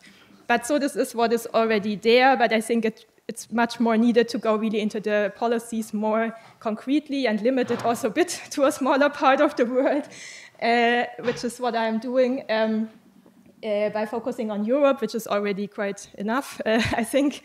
But it's interesting to see more in detail maybe also what kind of is behind this data. So what I would say from the literature and this data is that we don't really have so much knowledge, especially about cutting it down to long-term care leave and care leave generally. And this is the first part, practically, of this project that I want to try to generate more descriptive data on this part, but then there are these 2 other parts. So this is a 3-year project which just started. It's funded by the University of Bremen Central Development Research Fund. It's not a well-known funding, and I have these 2 research questions, which, one is the more descriptive part, so I want to see which countries across the EU countries have which types of these extended, like long-term care leaves, and how they look like in terms of inclusiveness and the scope of benefit. And the second one is then later to try to see if there are any patterns and if this can somehow be explained. And then as part of the project, as a third part, I also have a case study on Germany and Austria, where I want to look more into the discussions around like in the parliament when they introduce this kind of laws, to see what is really, like, not only on the macro level, but really what is kind of the narratives. And I think it would also really be interesting to compare this to parental leave, but this is not yet part of the project, but maybe that could be done with some colleagues here. So now very quickly on this first part, So this is kind of what I started to do. So I focus on these long-term care leave schemes, which are longer, like not these short-term leave, but I define it at the moment as at least 4 weeks, which is of course a bit debatable as well.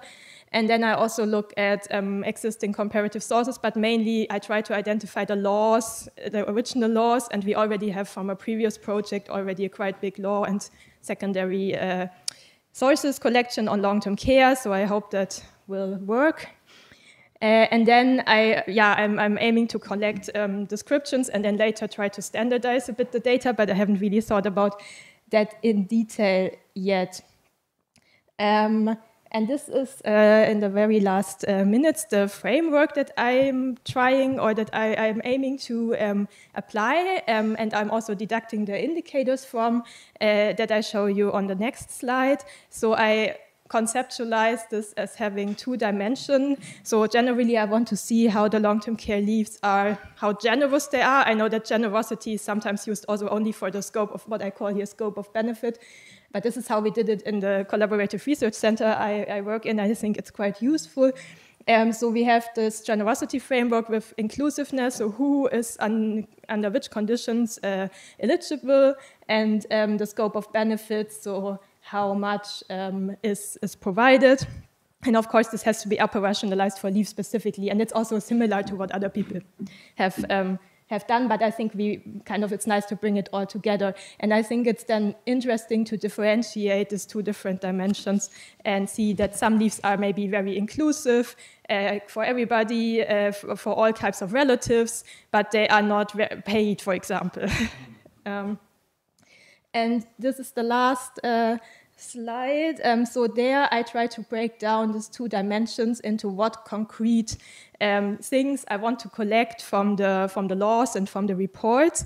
And this is my idea of how to capture most of the relevant aspects in the 2 dimensions, but I love to also hear, of course, your feedback on that. So for inclusiveness or eligibility and entitlement, it's important to look both at things attached to the care recipient and to the caregiver. I think this might probably also be different from childcare related leaves, because the care needs definition are very important in seeing if somebody can get this kind of leave. So all countries have different types of care leave definitions. Then sometimes age, and then also the relationship between the carer and the caregiver is often very important. So some countries you can only have the daughter, for example, and the son, but some countries it might be very open even to non-family members, but often it's restricted to certain family members. So this is important to look at. And then for the caregiver, there might be a lot of different things as well, as employment status, or if there are membership in some insurance. But then also the amount of care provision might be considered. For instance, in Germany, you have to provide a specific amount of hours of care to receive these kind of leave. So if you are only providing few hours, you might not be eligible. And in terms of the scope of benefit, I think, of course, duration and also how flexibly can be used, and then, of course, payment. But also things like social security coverage might be important. But as I said, I'm interested in your feedback on that. Thank you.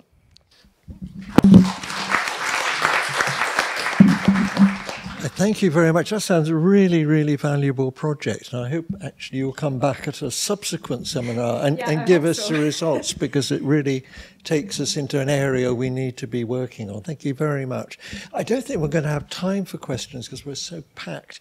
But you'll be here at lunch? Yes. So you can catch the speakers at lunch and ask some questions. I'm afraid that's probably the best we can do. I'm going to have to switch us from Europe to down under, Australia, and Alexandra. And is it you or you and Marion? Yes, just me. Just Alexandra, who's going to take us to Australia for the second session. Thank you.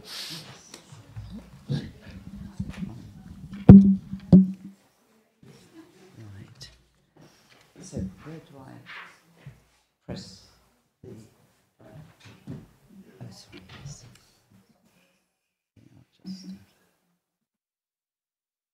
Okay. Right, I hope everyone can hear me all right. I'm delighted, of course, to be here, and want to pay particular thanks to my wonderful PhD supervisor, Marion Baird, as this is from PhD research. I will be referring to elder care, and by that I mean any unpaid informal care of older people without particularly constraining it to any form of care. The structure of the presentation is very much as you'd expect. The motivation for us doing this research was very much, as with so much research now, people working longer and people also living longer and needing much more formal and informal care. We argue really that workplace arrangements have not kept up with current caring obligations of workers caring for older people in particular, and that was the focus of what I looked at.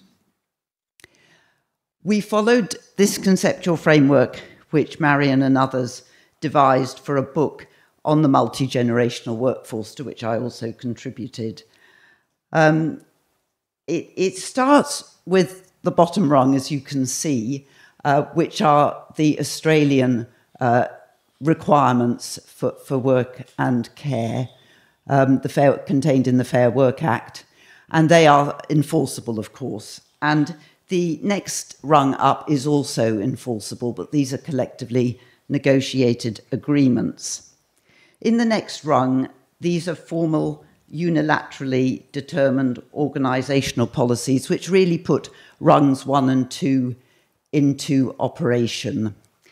The fourth rung is even more discretionary and really is something that can be implemented by supervisors and team leaders, often just bending the rules or extending them in some way in order to help someone in particular. It's often a form of favoritism, of course. But overall, I think that this was a study of several organisations. It was found that where there is more statutory activity, this does lead to much more organisational activity. And so, as the literature has said on many occasions, statute is crucial to making employers act on care and work-life balance. And I quote some of the authors here who have covered that sort of thing. The issues I'd like to emphasise are really the one in number 1, which is really about the silences surrounding informal elder care. Even if it's starting to be more studied, the lack of discussion of what it can involve and how much it can involve, from companionship upwards, does lead to inappropriate design of workplace policies. The other thing I'd like to emphasise from this is really that flexible working arrangements and carers' leave did really seem to help elder carers in doing in their informal elder care. Now, this is just an Australian example of some of the data available. Quite frustratingly, in Australia, the data that is collected is very much, it lumps elder care and disability care together. So I can only say that overall about 12% of Australians, adult Australians, engage in both sorts of care. And this seems to be very similar to the EU and the UK, I think, which is perhaps about 14 or 15%. For those older age groups, as you can see, this jumps up, particularly for women, and jumps to about 19 or 21%. And again, I think that's a cross-national trend or tendency. In fact, I also wanted to mention here the amazing elder care module of the American Time Use Survey, which shows that about 15% of adults in America, in the US, do about 15% do informal elder care. And it really does count the less visible forms of elder care. It counts companionship. It counts checking up on people by monitoring popping in or phone calls. It discusses health supervision, financial management, taking to appointments. And I think that really does make those sort of issues are very time consuming. They're very much people do for someone who isn't necessarily a dependent, but that are hugely important for the older person for whom they are done. So the research gap which we addressed was that there were very few and no previous Australian organisational case studies of how informal elder care is managed by employers and experienced by employees. So we decided to do 2 organisational case studies in 2 employers. I also did an analysis of how appropriate working arrangements in statute and in employer policies are for informal elder carers in employment. In Australia, as I've said, these are really flexible work arrangements and carers leave. That's what's used, that's what's available. And in essence, the research questions were, how does elder care impact the workplace and working lives? So moving on to what we, to the organisations we looked at. One was a very large employer, finance sector one, slightly women dominated, not very much so. And then there was a manufacturing company, which was very much male dominated and in fact much smaller. They were 35,000 in one and 5,000 in the other. So we collected data from 20 employee elder carers and had various other interviews and policy information provided to us. What was really interesting, there was only one man who came forward in the financial sector. And I'm not quite sure why that was the case, but certainly in the manufacturing company, though I only did 10 employees, half of those were men and were, you know, full of ideas and problems and worries, in fact, and were much more in the, often they were undertaking elder care, but they were also planning for it and very articulate about their needs, in fact. So there were no specific elder care policies in place in either organisation, and they were interested in developing them. There were 25 professional and managerial staff. I did my absolute level best to try and find workers actually, particularly in the manufacturing company, who were actually doing the manufacturing on the factory floor, but it was not seen as important enough to do that, and so that was a real shame. Most of the interviewees worked part-time, worked full-time rather, very much not part-time, and very few worked part-time or compressed hours. And I think that that was very interesting to me, because they were managing to use what was available to them to keep working full-time, which was hugely important because many of them, not all of them, far from all of them, had done childcare earlier in their lives and lost out professionally and pension-wise because of that.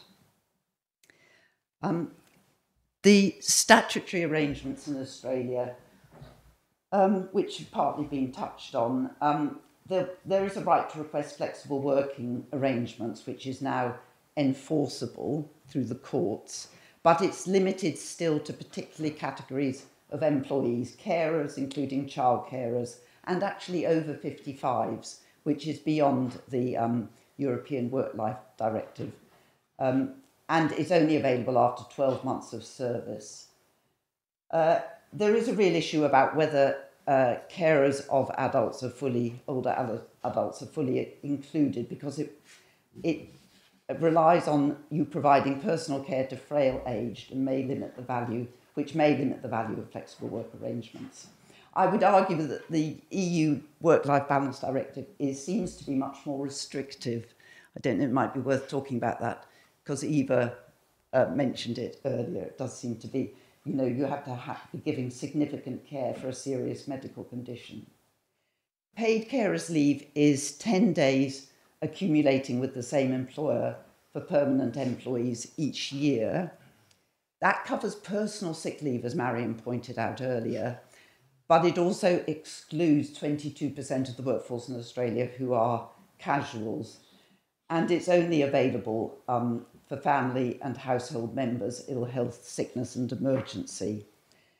I'll return to the rest when we get to the conclusion. There's also unpaid carers leave, which is 2 days per occasion.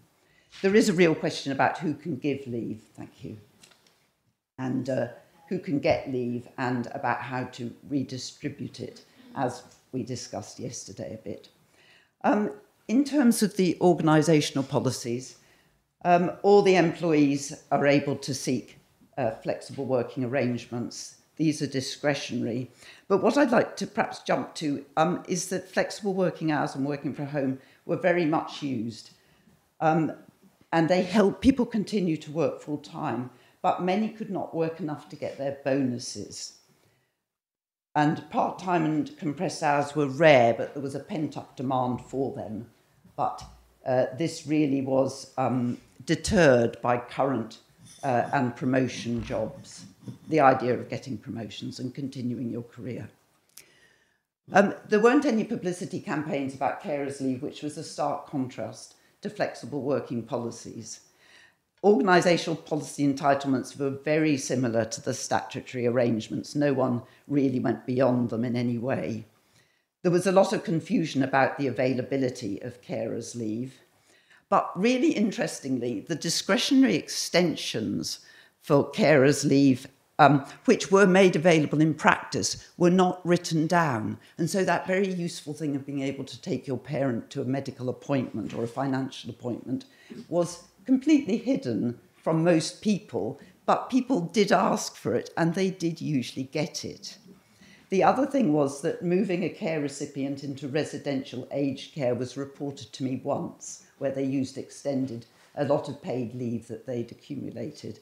But again, that was unwritten, and that's a really useful arrangement too. And that's the sort of thing that really carers leave, as it is currently drafted in Australia, doesn't provide for. So that's really my point, is assessing how appropriate elder care workplace policy is. It not only depends on improved data, who does it and for which tasks, but it also terribly much matters that we discuss it at work, that we aren't silenced. Quite a lot of my interviewees would camouflage elder care by saying they were doing childcare, which I thought was really, really interesting. It was sort of much more acceptable, someone told me.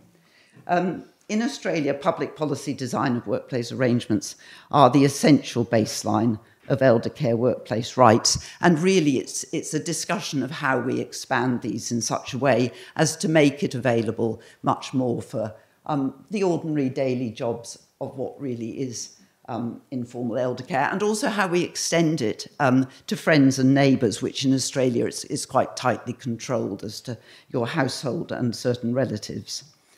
Organisational policy is mediated by managerial discretion and interpretation, which is very similar to other countries. And the only thing I would say is that full-time work, it really was important that the people could continue full-time work. And it's not measured because the impact on carers is really measured by whether they reduce working time or whether they stop working entirely. It's not looked at, do they miss out on bonuses? Do they miss out on promotions? Those are very much looked at in terms of gender, but I think it is really true that generally that is a real issue for people providing informal elder care. Okay, thank you.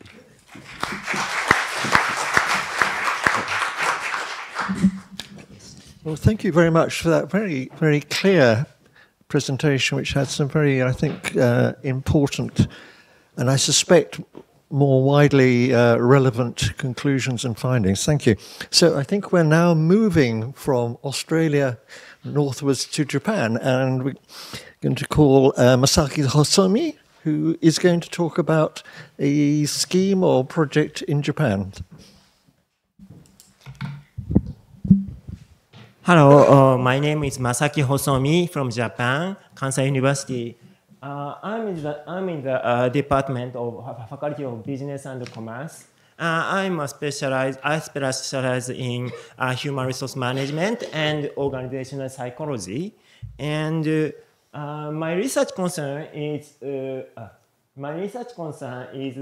colleagues. How the not user, including user, how colleagues or bosses feel about using flexible work arrangements. And my doctoral thesis is work environment that can achieve the work-life balance, and it is published in Japanese. And after 2017, I resumed, but it stopped. But now I'm resumed study, and now just the beginning. But today, my presentation focuses on the incident or Komochi-sama problem is last year it happened, and after that I will present about how does it happen, or company and policy governments how to tackle with that problem. Yeah, and this is Komochi-sama, but Ko means child or children, and mochi have, but important is sama. It is like a Mr. or Mrs. or very horrific, and it means it is not doesn't mean respectful for customers or literally, but true meaning is irony, just privileged people, or you are in the like a higher position. What does it mean? The user of work shortened work hours or maternity leave or parental leave.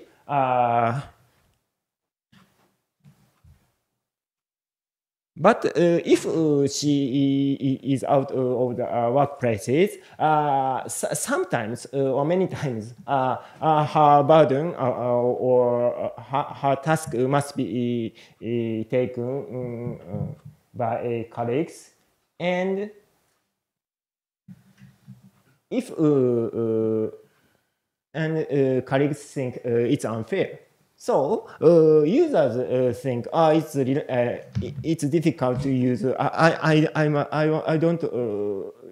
Yeah, people think it's not fair. So it's difficult to use flexible work arrangement. It's a problem. And in what does Komochi-sama means that? There is a social networking site which called I'm troubled by Komochi-sama, and it is very fad.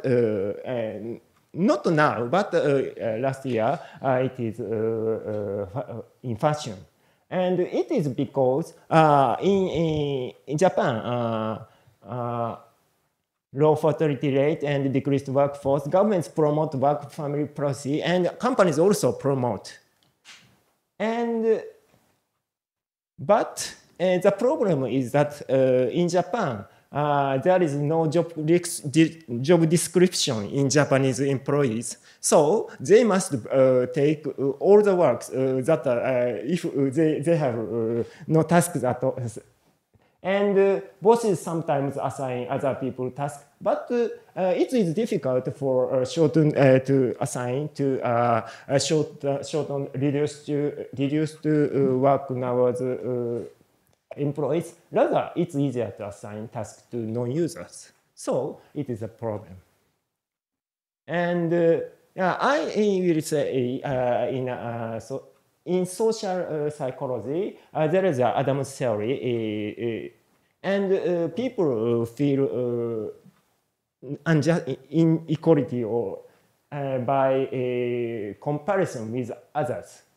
And the ratio of outcome and input. Outcome means salary and or promotion, and input means work, how much time they work or the effort. And if users use maternity leave or paternity leave, he or she thinks that input is reduced, but for co-workers, input increases. So it is unfair. That is a mechanism of feeling unfair. But if co-worker can get allowances, the equality attained. So now companies and other companies and governments try to add allowances to co-workers. That is a trend in Japan.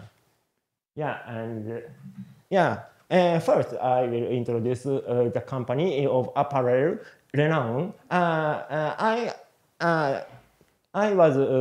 interviewed 2020, but after 3 months it was bankruptcy. But very sad for me.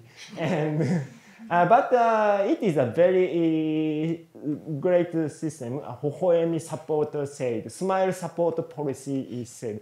It is 3,000 yen, not big, but 20 euro per month for colleagues of employees. There is a shop of clothes, and if one person take maternity leave or paternity, other shortened time, reduced time, it is very, it increases burden or tasks for others. So 3,000 yen is given to employees. But Renault is now but now in other cases, Mitsui Sumitomo insurance company, it is the money is varied 3,000 yen to 100 yen, but the amount of allowance is changed by the size of workplace. First, the company think about the reskilling support, but the debate changed for allowance for rearing children. But when interviewed for employees with children, they think that I can get holidays and time, and but I want other people to give money because they replace me. So the company decided to take allowances for colleagues. Yeah, and there is a governmental subsidiary. It's not a universal one. Just small or medium-sized company, but from 2024, from 2024, allowances for replacing employees who take parental leave, and from this year, providing allowances for replacing employees who take family care leave is also added. Yeah, the small size means in Japanese definition 4 categories, but it's very in detail things, so skip it. And this is 3 types of subsidy for replacement on parental leave and reduced working hours. And the aim is to just care leaves for using care leaves for children without hesitation is important. If some people think it's unfair, it's difficult to use, so the government promote the allowances. Yeah, there is allowances to college allowances to college. If company pay allowances to colleagues,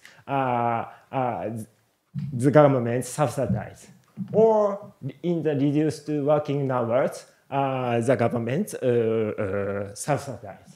Or in the three categories, new hiring employees or temporary employees by occurring parental leave is also subsidized. In addition, from this year, family care leave replacement on family care leave subsidy is set. Yeah, and in this case, companies paying if companies pay allowances to colleagues for replacing the work for family care, the government subsidize. Or it's short-term or short-time family care leaves. If someone take short-time family care leave, and the company give allowances to colleagues or employees of workplaces, then the government subsidize to the employee. And the third category is if someone take family care leaves and the company hire some people or temporary employee, the government subsidize. As I explained, the government try to make a system more hard or try to make good system, but not only that, the government try to make employees use family care or parental leave without hesitation is also the aim of the policy. Yeah. And that is my past research, but it is not time. But yeah, as I said, making policy effective is also important. And it's because the employees include with children, married, without children, and single employees. They think that we can't benefit from that kind of work arrangements. So companies must pay for. It is a good way to pay for colleagues of users.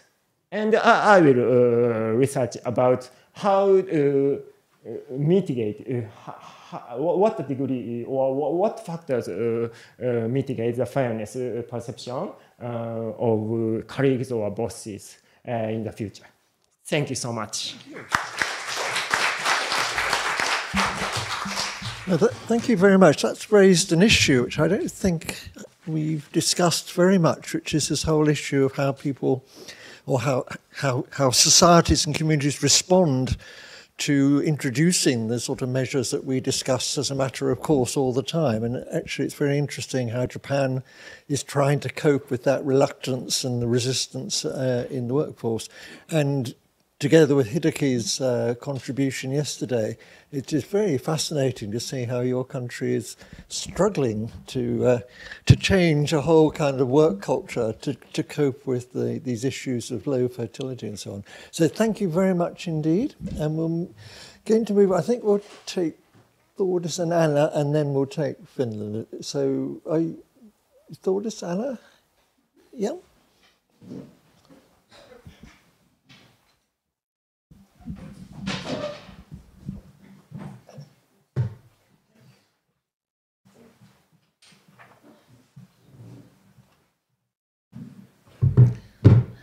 So changing slides. Okay.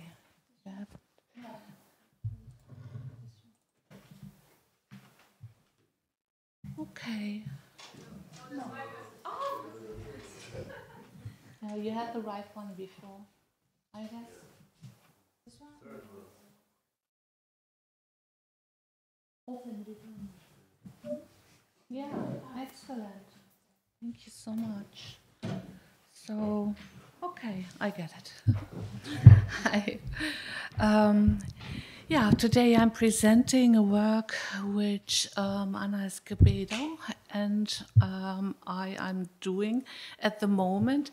It's originated in the working group 3 on children and parental leave policies of the Cost Action on Parental Leave and Social Sustainability. And what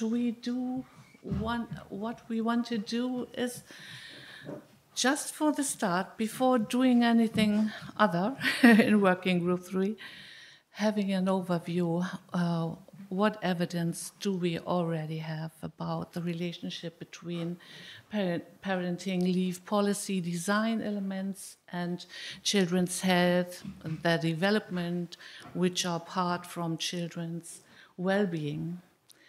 So we are trying to do a scoping review, and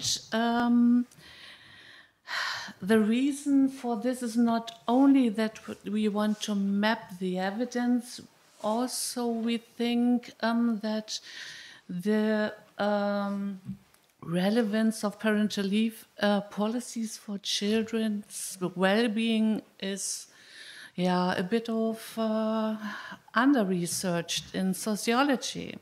So we think it's an important dimension of the relevance of parental leave policy design, but what we see is mostly that there's research about gender inequalities or inequalities due to employment situation or something other, or between countries for adults. So we think it's relevant to look at the relationship, at the effects of parental leave policy design elements on children's well-being, also because it's directly related to the social development goals of the UN. So what we already know from research being done before, and I'm citing here something from a literature review done in 2020, paid maternity leave. So paid maternity leave is associated with beneficial effects on the mental health of children, improved infant attachment, child development, physical health, including decreasing the likelihood of infant mortality or the rates of infant mortality, and the likelihood of mother and infant rehospitalization. Also, it's directly related to the rates of breastfeeding in the first month of children's lives. So this is what we know. And as you can see, much of the research being done before is about children's health. It's not so much about children's development or other aspects of well-being. So our research question for this review is, what does recent literature say about the effects of different parenting leave policy design elements? So for instance, duration, eligibility, benefit level, on children's well-being.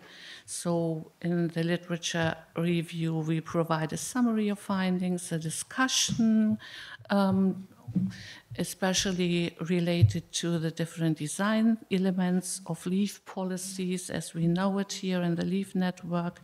And we map the research gaps that we've identified from our perspective.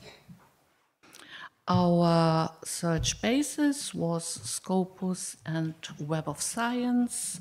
We looked up which is most relevant for these questions, and these are those. We searched in abstract. We searched for those specific terms around policies and children and measures, and we had a filter due to date, and we included, in addition to empirical papers, we found also the reviews being found. We excluded papers for our review if children weren't the focus of the analysis, just mentioned in the abstract, if any type of parenting leave was not any explaining factor, and also we excluded where the focus was only on breastfeeding, because this is not directly related to parenting leave, I guess. So what we found in the end were 44 articles, mostly from health studies and psychology, mostly from the US. And the dominant leave type, which was examined, was maternity leave. And nearly most of the articles was quantitative research. Here's an overview over the number of articles by year. So you see there's no systematic decline or in the other direction. So let's present from which scientific fields the first authors were, mostly from health sciences and psychology. Also very interesting for me, at least, several articles from economics and management, and a few from authors working around social science issues. Also, we found an article situated in education and law. These were the terminologies we identified in the articles, and as you can see, there's no mention of parental leave. What were the topics of interest? So often there was the analysis of the effects of a policy change, and this was most of those articles were from the US, where recently new paid maternity leave had been introduced. So it's about policy change where there's expansion of paid leave or eligibility for leave, or for the duration of paid maternity leave. And another topic of interest was, of course, the effects of taken parenting leave. So why do I say parenting? Because it has been maternity leave or paternity leave, which was of interest here. So what were the dependent variables in these analyses? And you can see it's about child health and child development. Mortality, child health at birth, but even also children's long-term health, analyzed with longitudinal studies, of course. There's also, regarding child development, it's about keywords like development, well-being, language, outcomes, motor and social development, and also psychological issues. we found within country analysis and cross-country comparisons, interestingly, we didn't find any comparisons comparing EU countries. Yes, I found this interesting. So, what does parent leave policy design matter for children's health, for their well-being? What was found was that length and benefits matter, only paid leave benefits children's health. Then regarding leave used by sex, there were no effects on children's health or well-being found in one study for paternity leave. On the other side, breastfeeding seems to be a strong correlate of the benefits of paid maternity leave. It's often mentioned in the studies. And regarding eligibility, there was often in the discussion of the results, thank you, in the discussion of the results, a mention of the fact that paid maternity leave should be extended to other groups in society, that we see the positive effects, but not everyone is eligible, and this should be changed. That was mentioned so often in the US studies, so I mention it here as well. So what we actually think we found is a research gap from our standpoint of a sociological perspective. So we don't know much about differences according to socioeconomic status of the family. Yes, it's often about the individual entitlements, the payments during maternity, which are individual, and this wouldn't say much about the family. So we don't know much about the difference due to different family settings. And what I mean here is not only single or coupled parents, it's also other settings.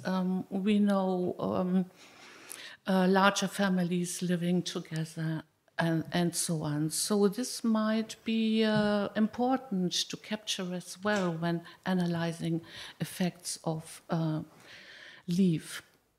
So we don't find analysis based on the different dimensions of the OECD's measure of child well-being, which I find interesting because this measure exists now for quite a while, and it would be interesting to have mapped down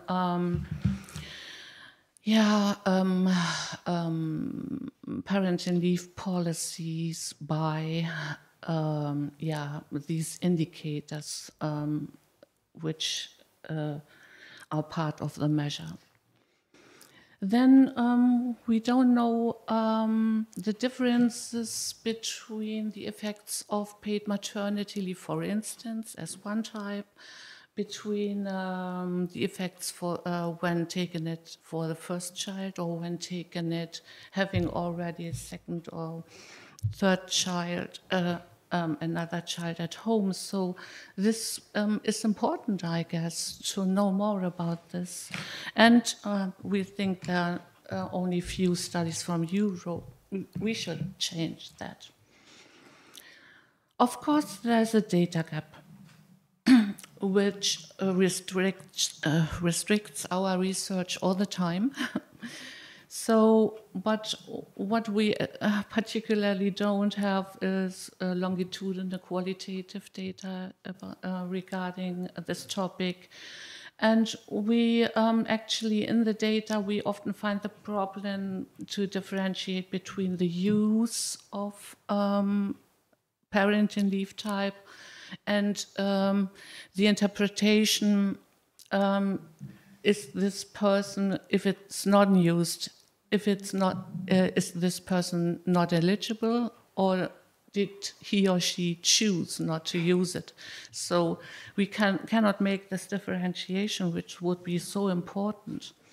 And of course, we need more detailed data on type of leave. So my conclusion, we need more studies that focus on inequalities. Our main research focus and sociology from my perspective, inequalities for children within, between countries, and we have the problems with the data gap and the research gap, so let's think about what to do. Thank you.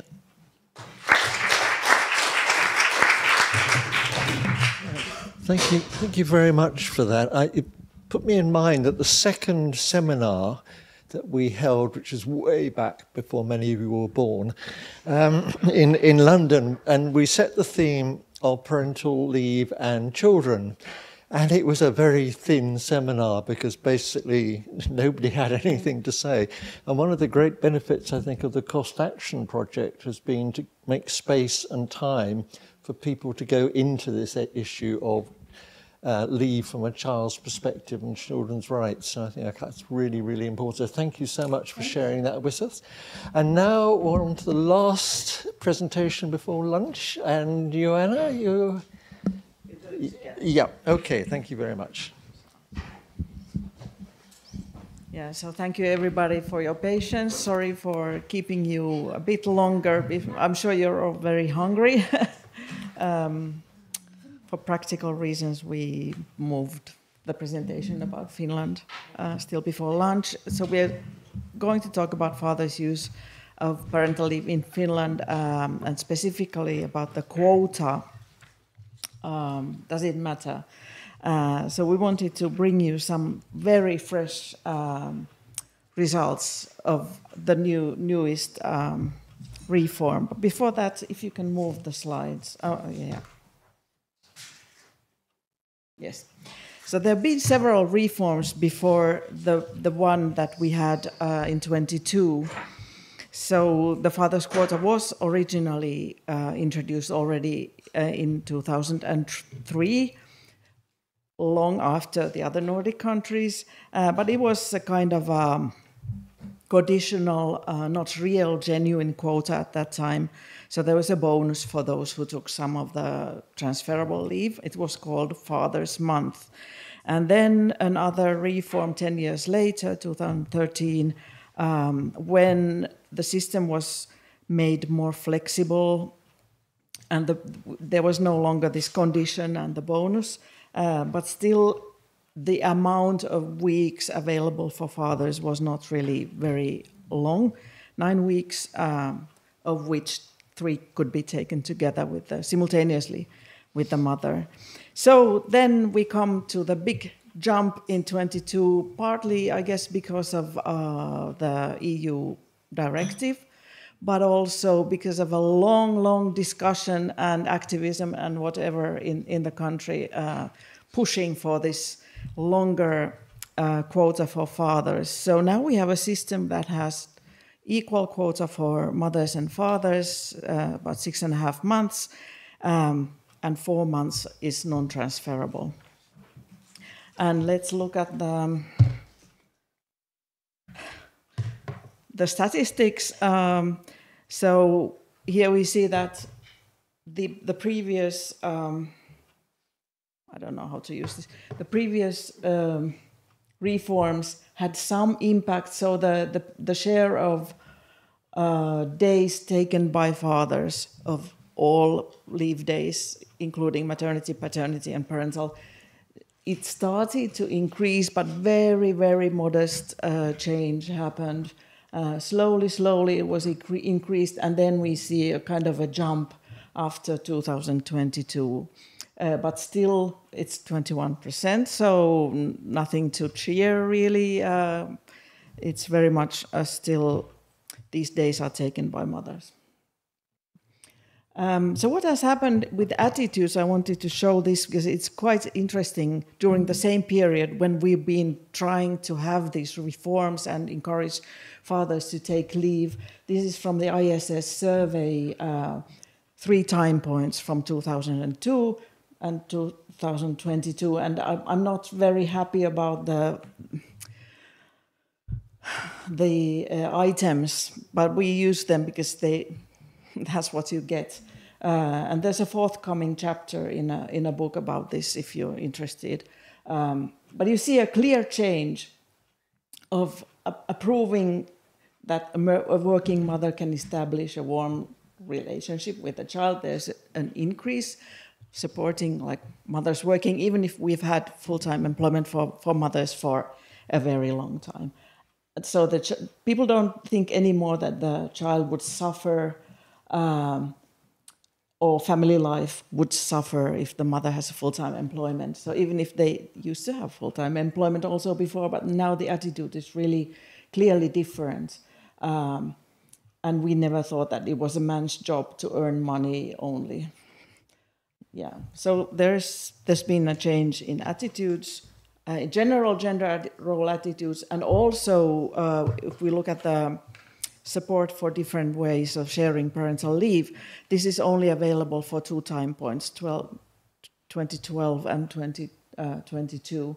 So there's a shift from, it used to be almost half of the respondents said the mother should take most of the paid parental leave and father should take some of it, whereas that has decreased, and the other option where the mother and father should take half of paid parental leave each, that has increased at least to some extent. So a move towards more gender balanced use of parental leave.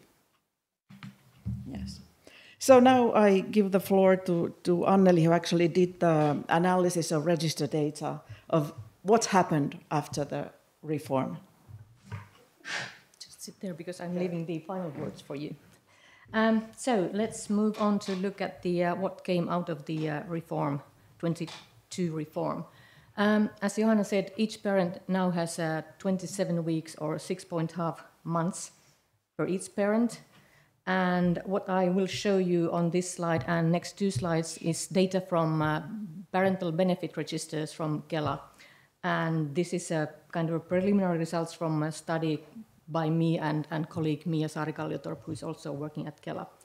So if we look at the share of fathers first on this slide that use at least 1 day of parental leave, we see a slight increase from 21 birth cohort to 22 birth cohort. We are looking at parents of birth cohorts of children born in 21, that is just before the reform, and then birth cohorts born in late 22, which are the cohorts or the parents of children who were just born after the reform. So some increase in the number of fathers, or the share of the fathers who are using at least some parental leave days. And when we look at the text on the right side, we see also an increase in the average number of days that fathers are taking. Before the reform, average number of days of parental leaves that fathers took was about 42 days, and it has almost doubled to 81 days. But still, as Johanna showed earlier, mothers are using the bulk of the parental leave days. However, also interesting is that the share of fathers who do not make use of any parental leave has gone down a bit, from about 20% to about 15%. So about 85% of fathers use at least some part of the parental leave. Let's see, okay. Then we move on to look at the how fathers are making use of their leaves, whether they are using the leave jointly with the mother simultaneously, or whether they are taking it as an independent or sole leave. On the first line, you see the share of fathers that take the joint leave with the mother. That is in Finland, it's about maximum of 18 days that you can take jointly with the mother. In 21 cohort, about 73% of fathers used this joint leave option. After the reform, 71%. There has been over time a slight decrease in the share of fathers using this joint leave option. And the biggest change took place in this sole or independent leave that fathers are taking. Before the reform, we already saw some changes in fathers' uptake of this sole or independent leave. and it was about 50, or a little less than 60% before the reform. And after the reform, the share is 73%. So quite big increase in this sole or independent father's leave. And the average number of days among those fathers who take this sole parental leave rose from about 40 days to 79 days. And sole parental leave for fathers today really means more sole responsibility, because we know from a survey that was conducted with the DHL and Johanna, about 70% of mothers tend to go back to work when fathers are taking this independent part of their leave. We also see a clear socioeconomic gradient in this father's leave taking. I don't have the slide on that here, but we see that although the independent part of father's leave taking increase in all socioeconomic groups in all educational groups, we now see that about 85 or even 90% of fathers in the highly educated groups are using this independent father's leave, and about 50% of fathers in the lowest educated groups. We know that the kind of a mode of using the parental leave is still the traditional. Large part of leave is used by mothers. Also, very many fathers tend to use the option to transfer the transferable part of this parental leave to the other parent. About 84% of fathers had transferred at least some parental leave days to the mother, and more than 70% used the option to transfer all the transferable part, that is about 2 months, to the mother. We also saw from the data that 2% of mothers had also transferred at least some parts of the parental leave to the father. So there is some change also in this kind of a parental leave use.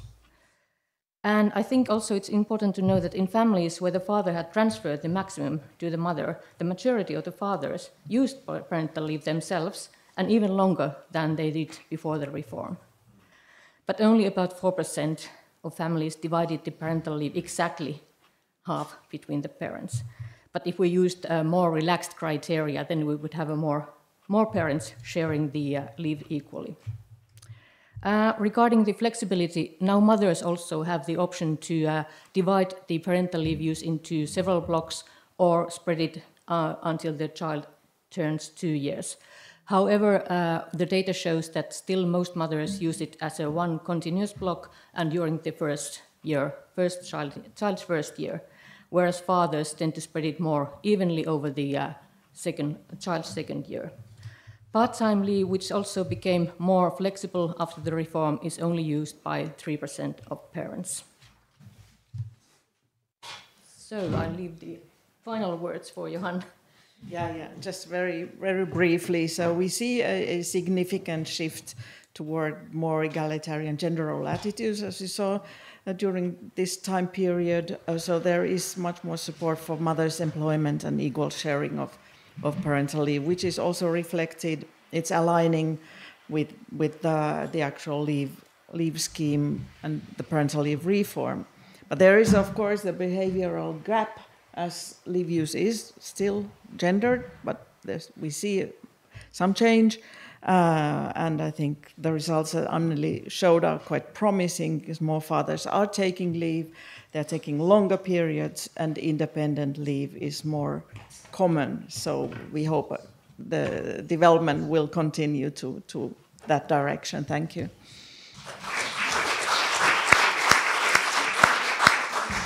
Right, and I take from that very fascinating presentation, the importance of having good research on how leave policies work, which is not always the case in many countries, but Finland and other Nordic countries have that very good reputation of providing clear analysis of what change means. I take it that it shows again that design matters. If you change the design of leave policies, you will probably get quite important changes, although design is not everything. And finally, that politics and attitudes matter, and they are both dynamic. I think that was really fascinating how over 20 years those attitudes have changed seem very markedly and are reflected also in people's behaviour on that. So it's time for lunch. I have to say that's been an incredibly rich. All the sessions are so extraordinary, and it just feels that we should have a week's worth so we can give all of them the time they actually deserve. Thank you all for your contributions, and I give Ruta the microphone to tell us something exciting. Sorry. Yes, a very short note. We will meet again in 45 minutes. We break for lunch individually. If you want to go, you can go near our restaurant yesterday. You can find some, I don't know, shops or cafeterias. So please be on at 2 here, and we will continue. Thank you.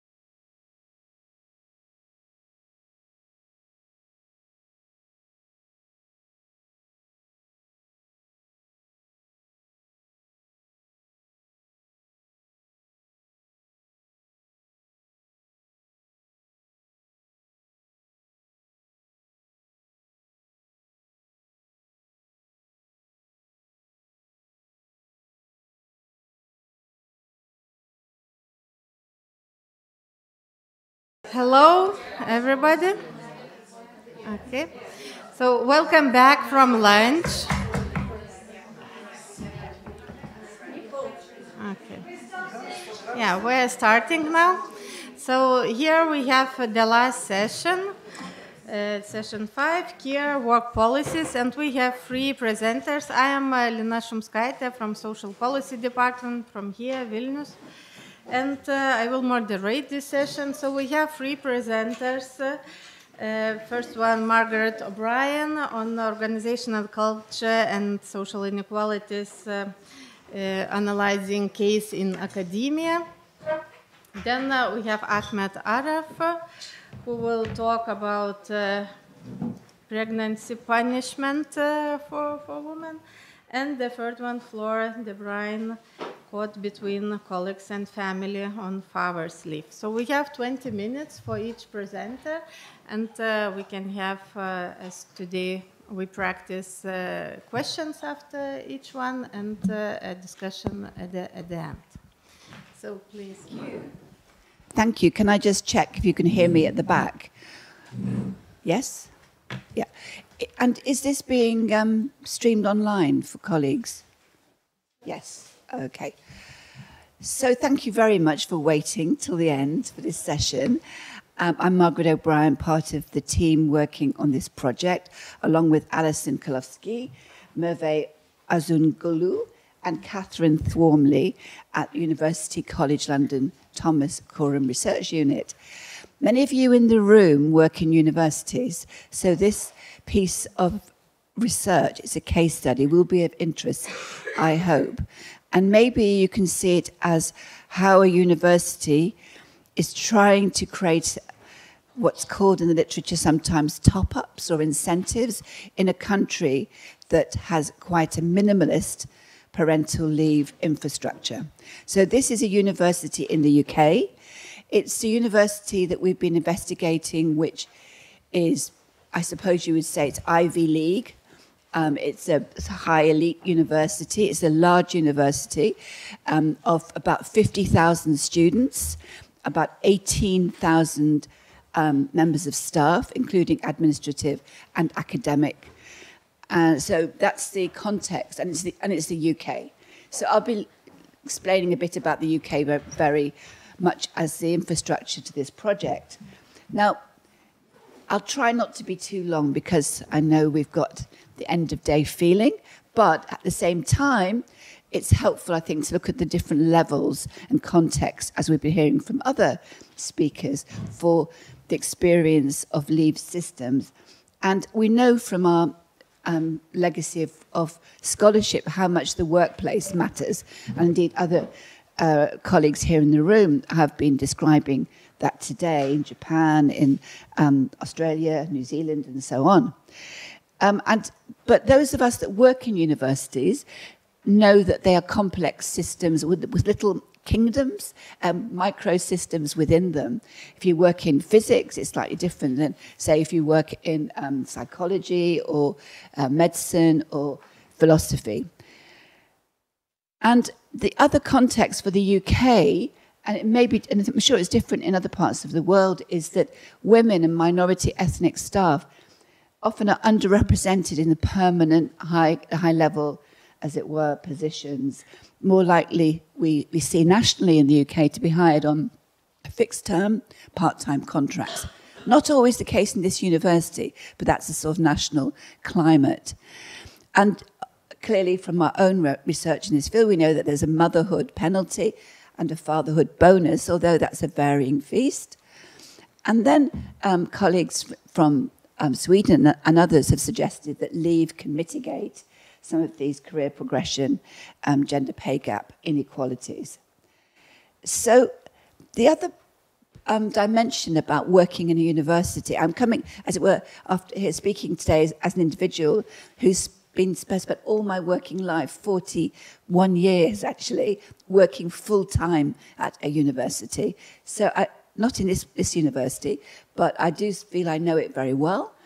And the blurring between work and home is highly emphasized. You know, we have our work offices at home, we take work home, and since COVID, that's become much more, I would say, permeable even. And we are ideal workers, academics possibly, married or connected to our jobs. It's a part of our identity. And the long work hour culture is another significant theme. And, you know, it's very hard. I'm sure those of you in the room have been part of these audits trying to track how many hours a week you've been working. And in the UK, we've come up with 50 hours, but actually for a third of academics. But it's actually quite hard to differentiate between work and non-work behaviours. And maybe there's a bit of uplifting because we feel if we increase the hours, we'll get more pay. Well, that hasn't happened yet. The other theme, though, is the heterogeneity within the university sector. And that's the case in many work environments. And there are different words that are used about departments, faculties, microstates. We think about them as subcultures in our work. And our framework, we haven't got Philip here, but Philip and Linda Haas have done a lot of really interesting work on the gendered organisational culture of the workplace. And this can be reflected in behaviours, policies, is reflected in behaviours and policies. And it's not the only theme. Clearly there's racialisation as well as maybe age hierarchies. So we need to look at the intersectionality between gender and demography. And you'll see in a moment that actually the data collection on these dimensions is in this university is relatively weak, but I think not so much on gender, but on other dimensions. And it's the case, I think, in many of our workplaces, if we haven't got the Nordic premium of registered data.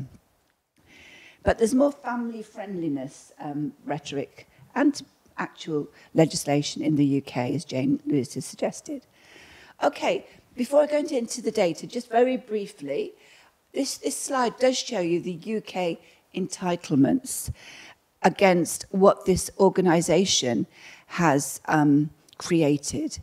Essentially, we have a minimalist, I would suggest, Alison probably would agree, oh, you would agree, I imagine, a statutory sets of entitlements, which since the 70s is maternity leave, 52 weeks duration, and actually only 6 weeks at high income replacement. We've not shifted from that legacy. That's where we are as a country. And after that 6 weeks, you have this period up to 39 weeks where there's a flat rate statutory income replacement, which is not equivalent even to the minimum wage. And then since 2003, we've had paternity leave, 2 weeks, again at a flat rate. And recently, that has had more flexibility introduced to the system. You can take 1 week at the beginning and 1 week later if you wish. In the past, it had to be taken all together.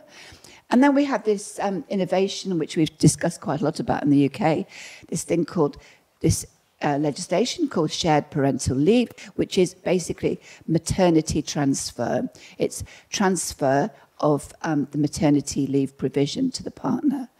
And that's allowable after 2 weeks of maternity leave. And actually, at statutory level, it's paid at the flat rate. So there are not many incentives to do that. And then we have unpaid parental leave, which is the 4 months, but it's allowable in blocks. 4 months over the period, like the EU directive, but not paid. So in this national context, the university of our case study has introduced some incentives or top-ups or better provision for the parents in its workplace. So what they've done is added payment, given more money for the weeks of maternity leave. So there's full pay. I think that's at 100% real pay replacement for 18 weeks. In comparison, internationally, it's only 6 weeks. And for paternity leave, it's 4 weeks at full pay as well. Paternity employees that want to take paternity leave. And then there is pay enhancement for those that want to have, we call it SPL. But what I think is really interesting in this university is they've introduced another top-up or incentive, which is called returners sabbatical leave. And those of us working in universities know how tough it is to get a sabbatical. It's a period when you are relieved of your duties and you can focus on your research.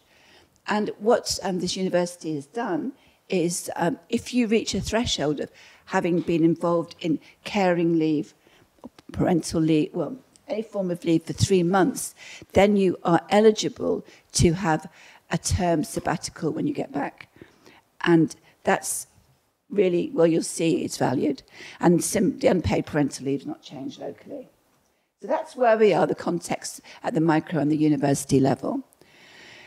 It's really quite hard to track what's going on in universities. And indeed, as we know, in the UK, we haven't got registered data on leave behaviours. So this is a case study.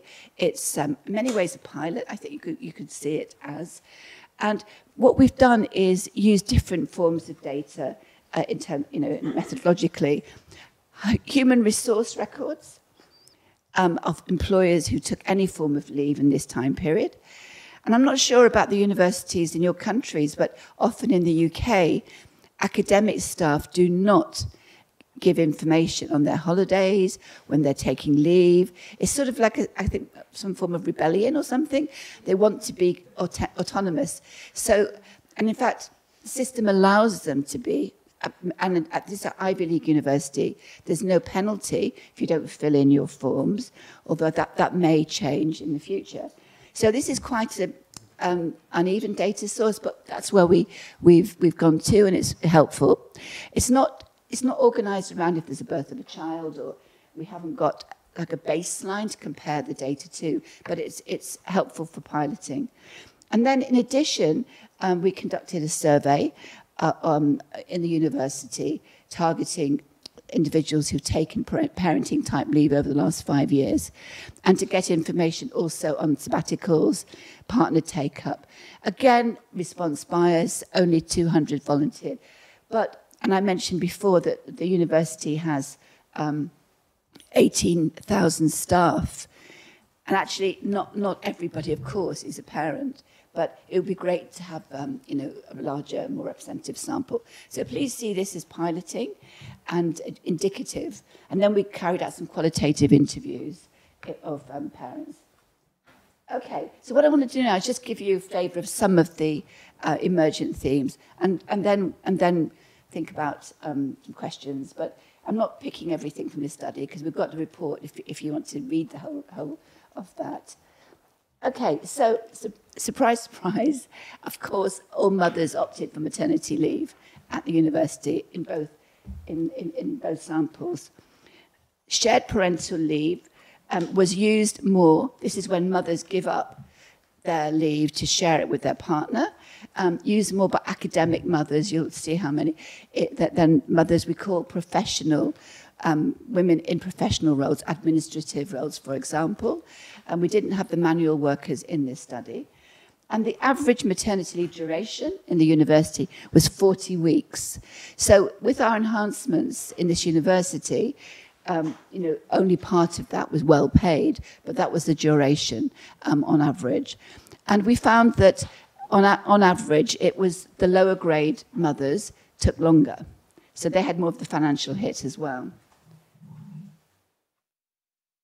So you can just I mean, again, probably best to read the whole report, but it's reiterating from the records that mothers employed in non-academic roles in non-academic departments, such as human resources, take longer maternity leave compared to the academic researcher mothers.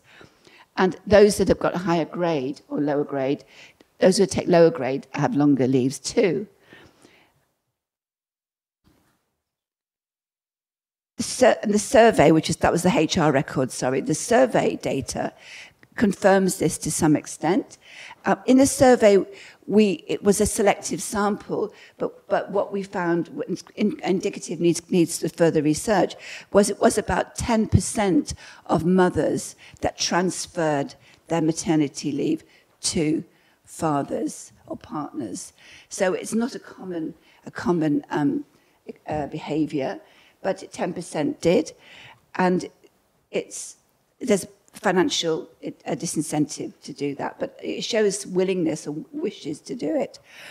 We also gained information on the returners' sabbatical, and there weren't, again, very many in this sample, but they were ethnically white, in non-STEM departments. STEM is the natural science faculty departments, and non-STEM are the humanities and social sciences. So again, needs further research to see if this subject disciplinary orientation is generalizable.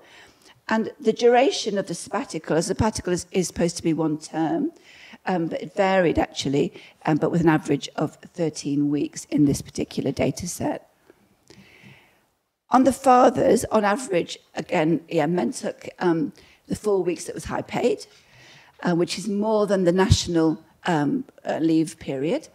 Those SPL taking fathers, remember they'd be paid by the mother's employer, and the mother's employer, maybe it will maybe the university, but there may be other places. It's a really complicated system, the SPL. We don't have many members of staff where both are in the same faculty or university.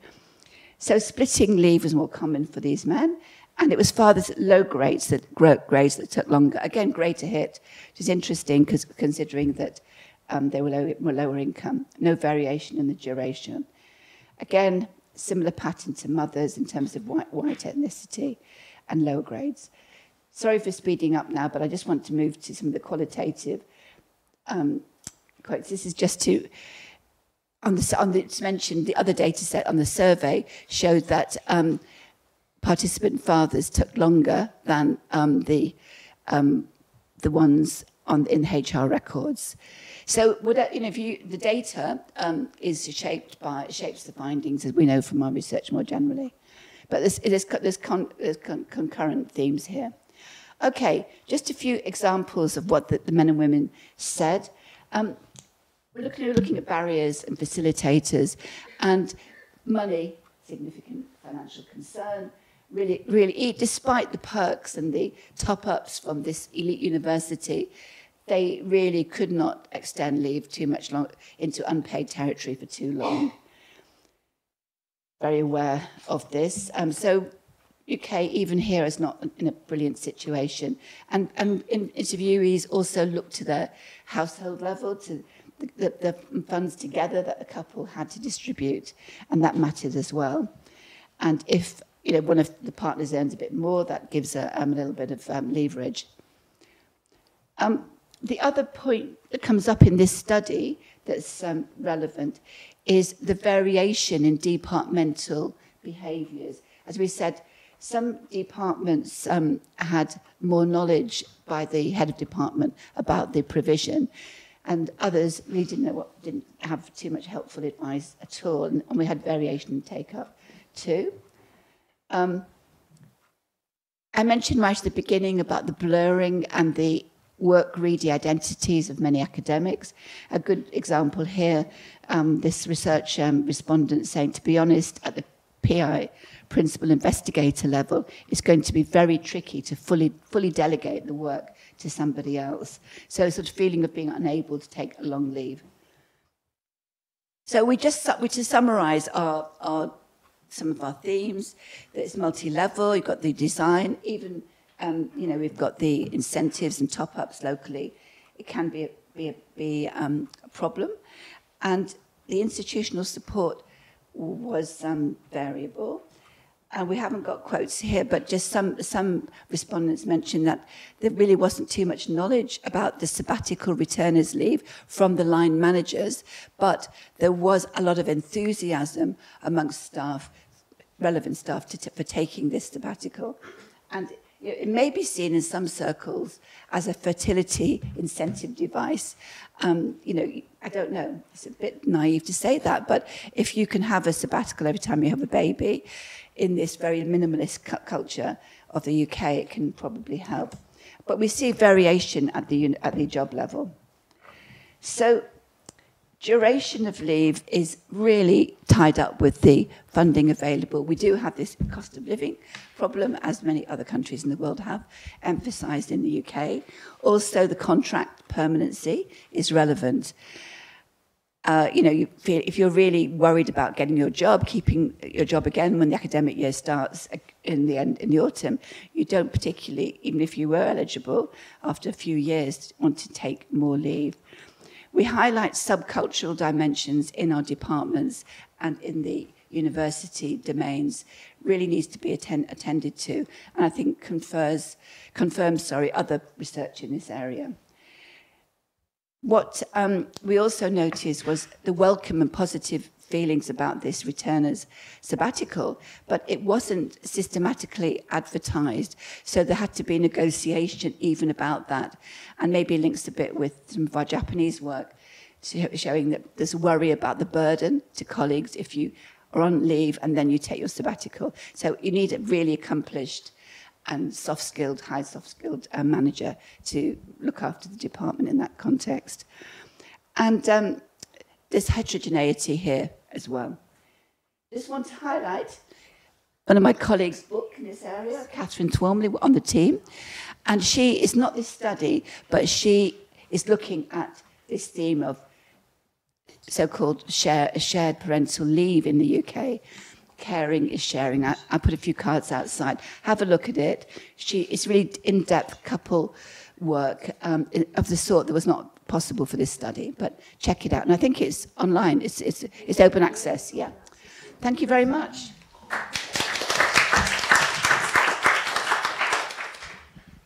Catherine's here, Alison's here to pick up questions as well, of course. Yeah, thank you. So now we have some time for questions. Yeah, please. Yeah. Just on a practical level, I wondered where the budget came from for the sabbatical leaves. Is it the university centrally or the individual departments? Alison, do you want to help out here? Good question. It's a really good question. It would from the departments, yeah. So not centrally, yeah, exactly. Which is why it's negotiable. And to say, but since this study, we've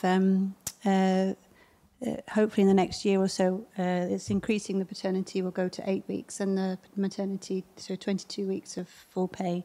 And also, they've introduced a unpaid career break option. Not just, but I wonder if that might factor in somehow. Yeah, so the research has had an impact. Yeah. I think it's sort of embarrassing an institution. This is Ivy League, and there's also quite a lot of competition between Oxford, Cambridge, other London-based universities. They want to make sure they attract the best, retain the best. You know, that's the jargon or the rhetoric. And indeed, it's important. These are highly talented workers.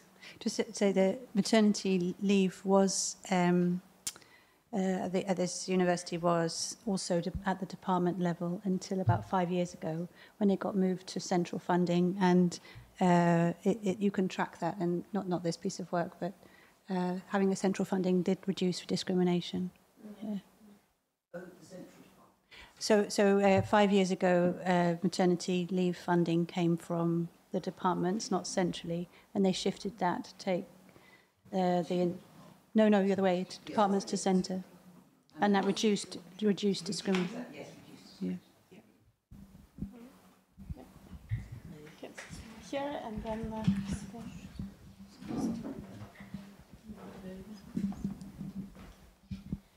Yeah, thank you. I was wondering, I don't know how relevant this is for this university or the UK, but if you have looked at differences between fixed-term positions and like open-ended positions, and if there's kind of, because coming from the German academic system, that would be very relevant to. Yeah, I mean, because of time, I didn't go into too much depth on that, but we do find a big difference. First of all, in eligibility to apply. Well, I mean, obviously the maternity leave is a day one provision, but the payment is more negotiable. But yes, we found that staff who were on permanent contracts were much more advantaged. And also, even within this sabbatical system, it's targeted at academic staff who are research intensive. So and we have different contracts in many of our universities for research-intensive academics and those that are teaching-oriented. So there's that division within, which is not fair, personally, because people move between the two, but it's a sort of label, or it's a tag, I should say, not a label. Most of our money comes from teaching in universities. There was at the end some questions. Okay, first. Thank you. Very interesting. So I was wondering two things. The one is, what's the normal caring system, given that the leave is so short? What's the typical among academics for caring for the young children? And also, given these things about the research intensive work, did you find this pattern of using leave to get away from administration and teaching, but actually feeling the pressure to really focus on research? And how was this combined with care? I'm just wondering, because it's something that has been seen somewhere else. Good, but your first point is, what's the average age of women having children? Is that what you were saying? Sorry. What's the normal way of caring, taking care of the childcare during the first, the early years of the child, well, given the short leave? This study was not looking at the processes of caring and parenting while leave was happening. But you'll get some information on that, some really interesting data from Catherine's book. But in terms of leave length, in Britain, most mothers take all their paid leave if they're eligible for it, and which goes up to 39 weeks.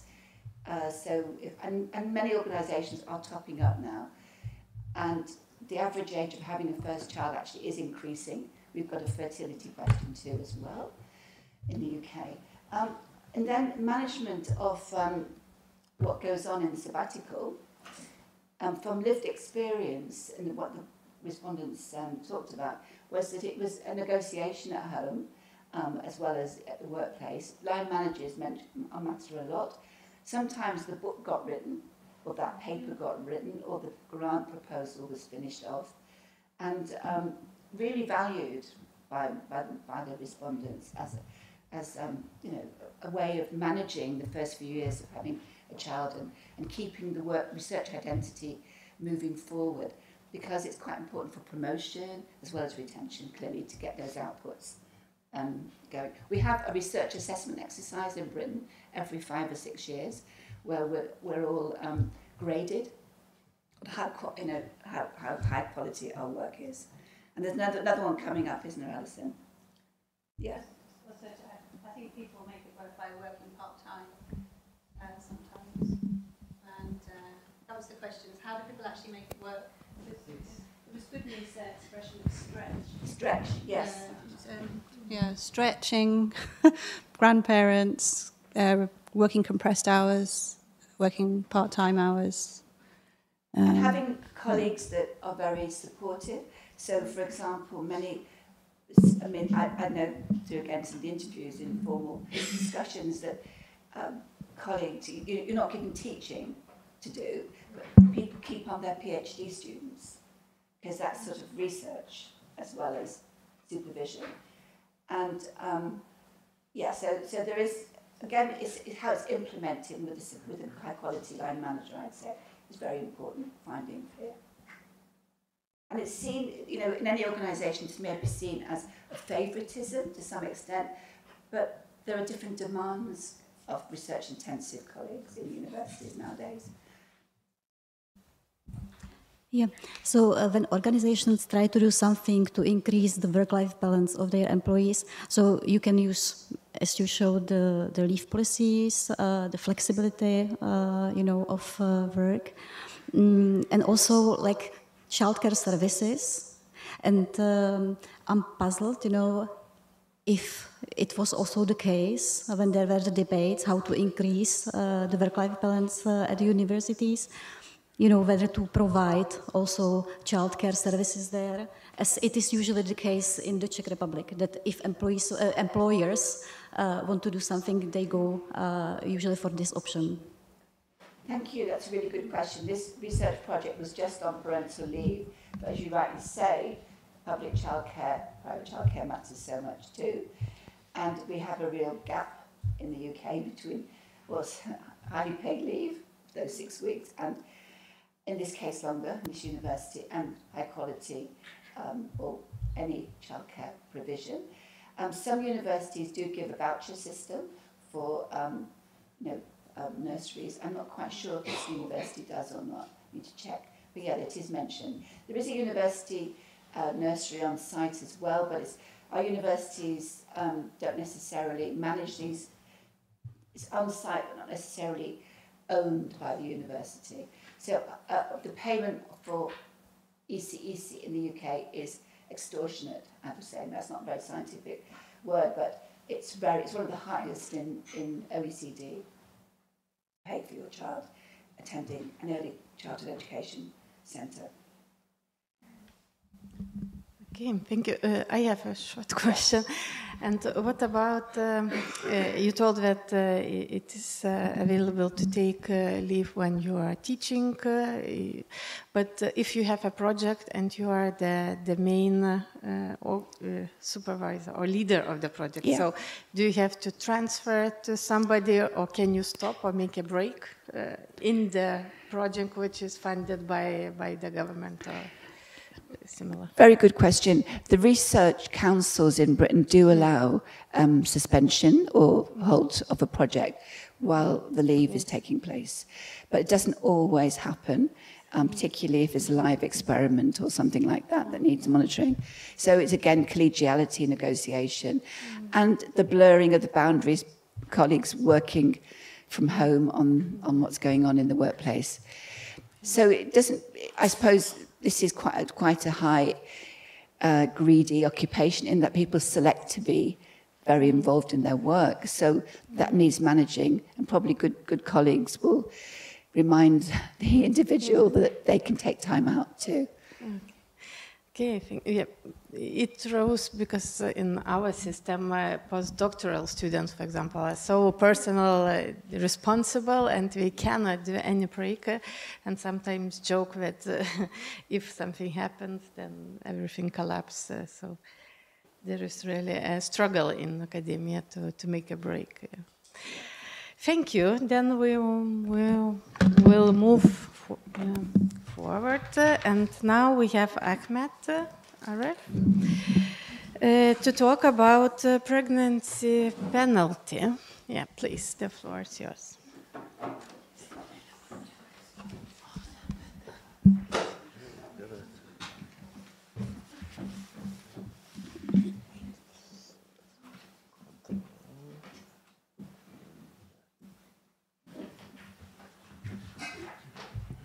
Thank you. I think my paper title is one of the quotes of interview, as if I was being punished for getting pregnant. It was my PhD thesis published in January 2024 on maternity protection in the countries of the Gulf Cooperation Council, a case from Qatar. In general, family plays a central role in social policy making in the Gulf countries. However, when we look at the maternity protection provisions, it's very limited, and it's under the international standards and best practices. If you look, for instance, in social protection, housing policies, employment provisions at all, there's kind of social welfare system in these high-income countries of the Gulf. However, the maternity protection policies and provisions are very limited. So the research question is to understand, first, to map the maternity protection provisions. What is the current state of maternity protection in the countries of the Gulf Cooperation Council, the GCC, including Qatar? And what are the contextual constraints for that hindering the process of maternity protection policy development? And then the key research question, which triggered the qualitative interviews, is the subjective experiences of working mothers dealing with limited maternity protection in Qatar. And I emphasize it in this research project to gain the experiences from both citizens and expatriates living in Qatar. And then how to improve maternity protection from the perspective of the research participants. To put things in place as conceptual framing, what do I mean by maternity protection? I used the ILO policy framework identifying what is maternity protection. So it is maternity leave and care-related leave policies, cash and medical benefits, health protection at the workplace, employment protection and non-discrimination at work, breastfeeding arrangements, and child care upon return to work. So all these 6 pillars and all indicators under these 6 pillars are collectively represent the maternity protection policy framework. And the countries of the Gulf Cooperation Council are high-income countries: Saudi Arabia, Qatar, United Arab Emirates, Oman, Kuwait, and Bahrain. So, first of all, I conducted kind of situation analysis of maternity protection provisions across the 6 countries of the GCC. The overarching kind of findings from legislative mapping is that maternity protection policies are lagging behind the international standards and best practices. There's a clear discrepancy of maternity provisions between public and private sectors. The exclusive provisions for nationals only at the same sector, and there's limited maternity protection provisions and also absence of fatherhood recognition in the legal framework. And to have some kind of details or a little bit of overview of these 4 findings from the legislative mapping, there's certain details in these slides. So for instance, if we are talking about maternity leave as one of the maternity protection provisions, according to the ILO Convention on Maternity Protection, the minimum international standard should be 14 weeks. This is the minimum. The same convention proposed to have 18 weeks, but the minimum is 14 weeks, which is 98 days. None of the GCC countries reach it to 98 days. So it's usually 50 or 60 days. So none of them reach it to 98 days. There's clear lack of ratification of the ILO conventions related to maternity protection. It's not only the maternity protection convention, but there are like many other conventions related to maternity protection, but not explicitly, we can say implicitly. But there's lack of ratification of ILO conventions at large, making this kind of also clear limitation in the development of maternity protection provisions. For instance, there is ILO convention on holidays with pay. Because of the lack of ratification of such conventions, some of the countries, for instance, Saudi Arabia and Kuwait, put restrictions on female employees exercising their right of annual leave in the year they take maternity leave. Discrepancy of maternity protection between public and private sectors. If you look across the 6 GCC countries, and we can later see Qatar as a case study, there's usually better provisions in the public sector compared to the private sector. And I'll come to the slide on Qatar as a case study to give such example.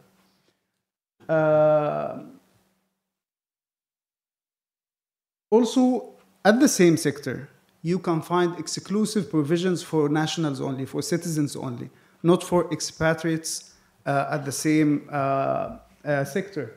For instance, in Qatar, one of the generous provisions is to have 5 years fully paid care leave in case of having a child with a disability.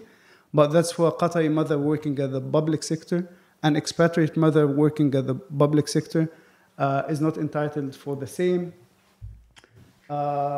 In Oman, for instance, 1 year of childcare leave only for nationals. In Kuwait, also maternity care leave following the maternity leave is only for citizens. Absence of fatherhood recognition, we have heard like many examples in this conference related to parental leave, paternity leave.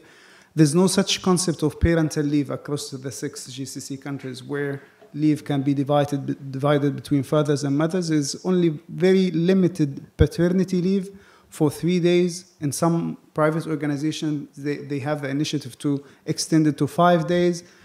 And it's mainly to finalize the paperwork related to birth certificate and so on and so forth. It might be some of the cultural reflection of the father as a breadwinner, not that much engaged in parenting responsibilities. So if we look, for instance, I have talked about the discrepancy between public and private sector, and here is just the case of Qatar. For instance, if we're talking about maternity leave, it's 60 days in the public sector and 50 days in the private sector. In case of giving birth to twins, it's 90 days in the public sector. Private sector, none of this. If we are talking about, for instance, breastfeeding hours, it's 2 hours extended for a duration of 2 years in the public sector, and it's 1 hour for 1 year in the private sector. And there is, according to the law, a part-time system for Qatari nationals at the public sector, and it's not the case at the private sector. So before going to the findings itself, I also try to have kind of systematic literature review, understanding what is the context behind this lack of maternity protection within the Gulf, what is the constraints, and in brief, there's kind of demographic imbalance, or imbalance complex model, if we can frame it. So there is demographic imbalance, imbalanced labor market structure, imbalanced concentration of nationals and expats in public-private sector, total dependency on female labor force participation in some sectors.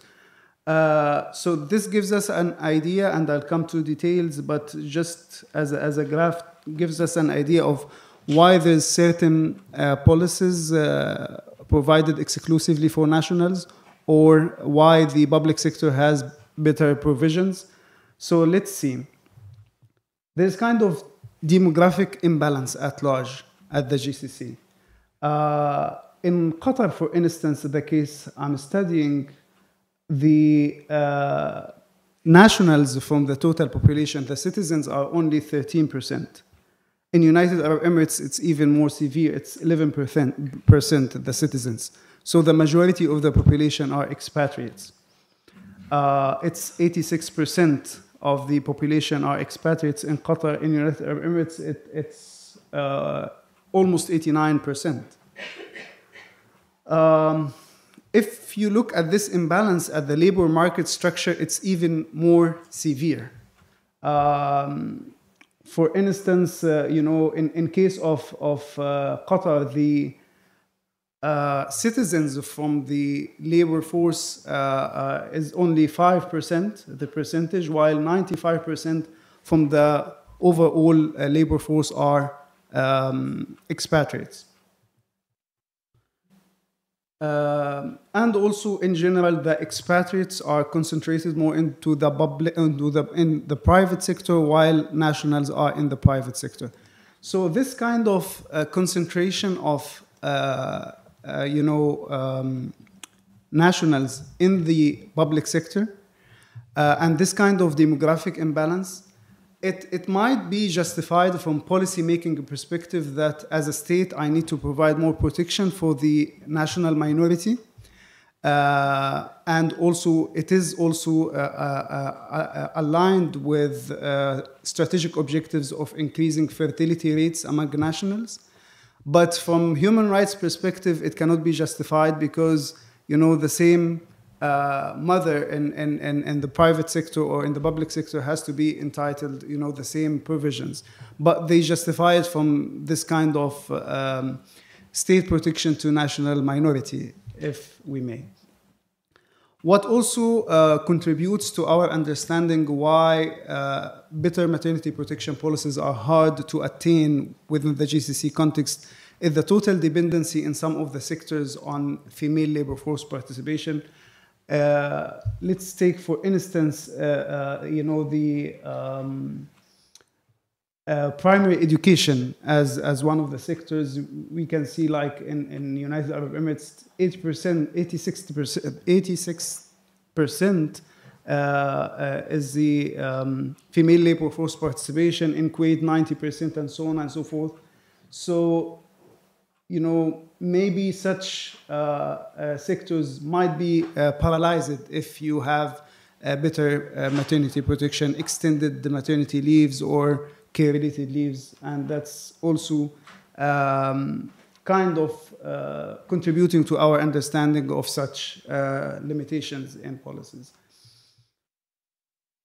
Another factor is the economic factor, because there is emerging private sector in these countries, and the state would like to support the development of the private sector, and there is a free taxation system in the 6 GCC countries. So imposing private sector to have extended maternity leave, it will be fully covered by the employer, which is, again, might question the productivity, might question, even the purpose of this migration flow is to contribute to the national economy.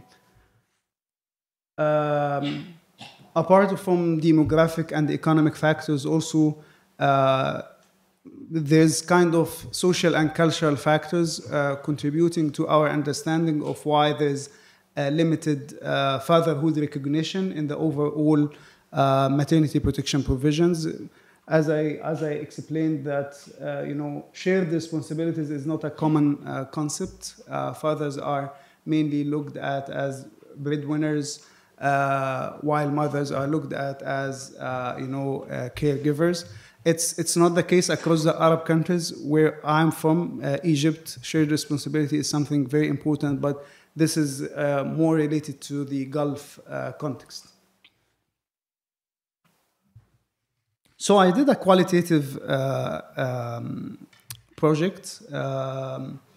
I interviewed 14 participants, working mothers, 7 nationals and 7 expatriates, and I tried to have different working sectors, career positioning, number of children, and age, to have a little bit of a sense of subjective experiences within different contexts. So the thematic findings, definitely limited maternity leave particularly has its consequences and direct consequences on mental health. I have 5 minutes, okay, I'll try to be short. So even without asking a direct question on the consequences on mental health, there are like words like anxiety, stress, mental health. It was clearly mentioned due to the limited maternity protection, limited maternity leave per se. So reporting back to office and leaving infant 50 days or 60 days is something which is really annoying and stressful for many mothers. Different experiences with social support system. Of course, the expatriate families, they usually don't have their extended family support. They usually don't hire nannies, unlike the Qatari, the nationals. They enjoy the social support system. So this kind of discrepancy was clear in the thematic findings. Prenatal leave remains very limited. We have cases that left office to the labor room directly because the maternity leave starts, from the day of the delivery, and there's no such entitlement for instance, flexible working arrangement prior to the maternity leave, or the maternity leave can start in advance of the expected delivery day. And I'm sure, there are like many quotes that are very touchy and important, but for the time consideration, I'll skip the quotes. Maternity-based discrimination and negative experiences with job security. This is clearly, within the expatriate population, the sample from expatriate. And the quote that I placed as a title of this paper, as if I was being punished for getting pregnant. This is a working mother. She's a faculty staff in one of the universities. And she used to enjoy, of course, flexible schedule. She can, teach, for instance, afternoon, or choose the timing of her classes, and so on and so forth.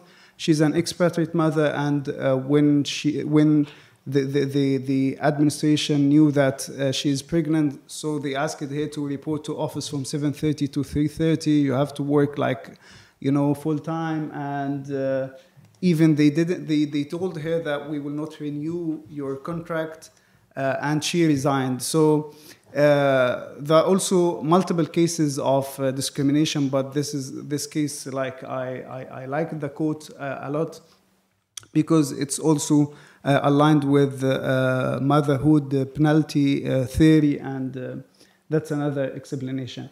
And there's cases of unjust termination also due to pregnancy in another participant. And there's a clear case of lack of reporting mechanism, grievance procedures, and complete neglect in dealing with this matter. There's insufficient childcare arrangements at all. In general, there's lack of breastfeeding facilities at the workplace, lack of childcare arrangements, and also in some areas, some business areas, which has, the luxury towers of, big companies, ministries, usually the downtown. It's, there's no nursery in this area at all. So I have 1 minute left. So this is a very important theme, I believe, management practices. I'll skip the quotes, but it's, for instance, I have a national management practice can be facilitator and can be the barrier for work-family balance and maternity protection. For instance, a citizen was given 6 months to work from home after the limited maternity leave. And this is not by policy, this is just by practice. And another expatriate mother requested to take her annual leave, and as per the law, she's entitled to get her annual leave after the maternity leave, and they told her, no, according to the job requirement and the burden, of work duties at this time, you have to report back office. So management practices is really a matter of discrimination, particularly against expatriates. It's clear the issue that was highlighted in the legislative mapping related to the discrepancies between citizens and expats. It's reflected also in the thematic analysis. Lack of paternity provision is really something pressing, particularly for expatriate mothers, because visit visas for their mothers or their mother-in-law to take care of a child is very limited. So they need even the emotional support of fathers. So lack of paternity leave is an issue, particularly within an expatriate population.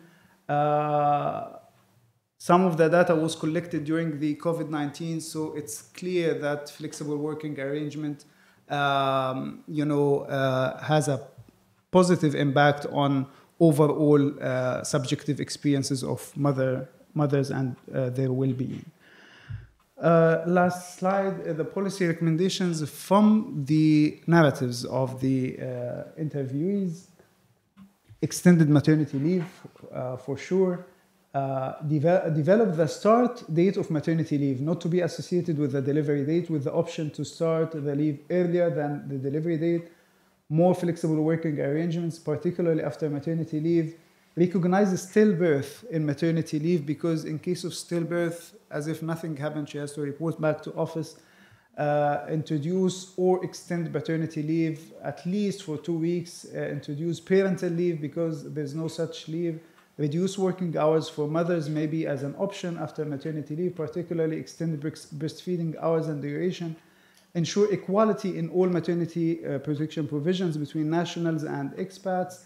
Introduce a code of ethics to ensure effective implementation of legal provisions and eliminate discriminatory practices by managers. Provide a daycare or breastfeeding facilities at the workplace. Rethink the geographic distribution of nurseries and accepting infants and child below 3 years old. Include mental health in the sick leave conditions. Thank you.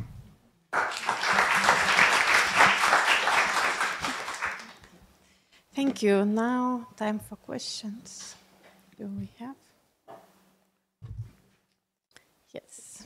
Could you tell us a bit more about the structure of the participants, their nationalities, and places of work? Okay, sure. So the participants, as I said, there are 14, 7 nationals and 7 non-nationals. I emphasized to have the non-nationals from different, nationalities, not necessarily from Arab countries. So I have from Netherlands, I have 1 from UK, I have 1 from USA, and 4 from different Arab countries. And in terms of their also, you can say hierarchy, I emphasized also to have kind of managerial level perspective, mid-career and junior level. Also to have, a newly mother, like this is her first experience, or someone who has like 3 kids, someone who has a child with disability in the expatriate population, and someone to have a child with disability as a national, to compare also their different experiences.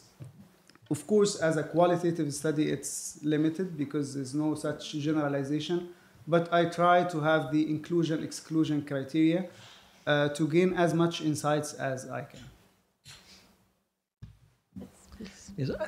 Are there any organizations or institutions in Qatar or other Gulf countries who are acting in an advocacy role for change, or is it down to individuals such as yourself? Yeah, I think I'm representing the Doha International Family Institute as a policy, research, and advocacy, you can say, think tank. We are nudging for change, and we have really introduced some policies. Doha International Family Institute is a member of Qatar Foundation. So Qatar Foundation for Education, Science and Community Development, we have more than 4,000 employees in different sectors. We host universities and research centers and community level organizations. So we proposed for Qatar Foundation to have kind of family-friendly workplace policies, and they adopted some of these policies. For instance, Qatar Foundation has the minimum international standards, at least 98 days. But it's not as per the law, but it's an initiative from Qatar Foundation, and we have led this kind of advocacy.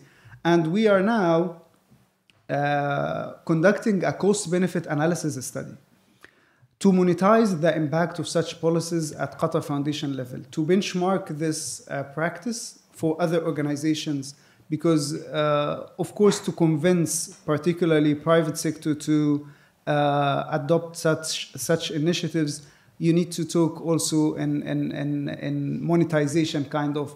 So it's not only these policies for well-being of mothers or for better parenting, but it would affect your retention, productivity, lack of absenteeism, and so on and so forth in monetization kind of impact.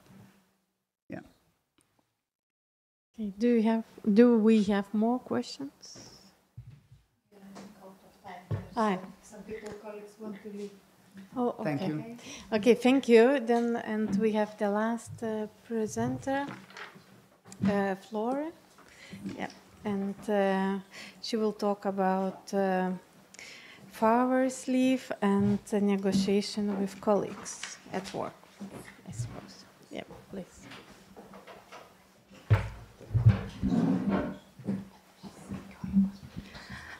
Yeah, hi everyone. Last one, so bear with me. Yes, so my name is Flora de Bruyne. I'm a PhD student at Stockholm University, and I'm particularly interested in how workplaces shape the parental leave uptake of mothers and fathers, and more specifically, I look at the workplace culture and the workplace structure and how they either enable or hinder mothers and fathers from sharing family responsibilities a bit more equally. And for this particular paper, I turned to the workplace structure and specifically the topic of having to fill in these workplace disruptions when a father goes on leave. So in Sweden, fathers take varied lengths of leave. So it goes from days to months. And what we see in this figure is that fathers can take, so in 2017, there are fathers, around 20%, who take 0 days of leave. But there's also fathers who take between 1 to 90 days, as indicated by the red area. And 90 days is around the non-transferable quota in Sweden. But there's also fathers that take more than those non-reserved, non-transferable months, so more than 90 days. So we know that, but we don't have a clear view on how it is managed when they leave the workplace. Yes.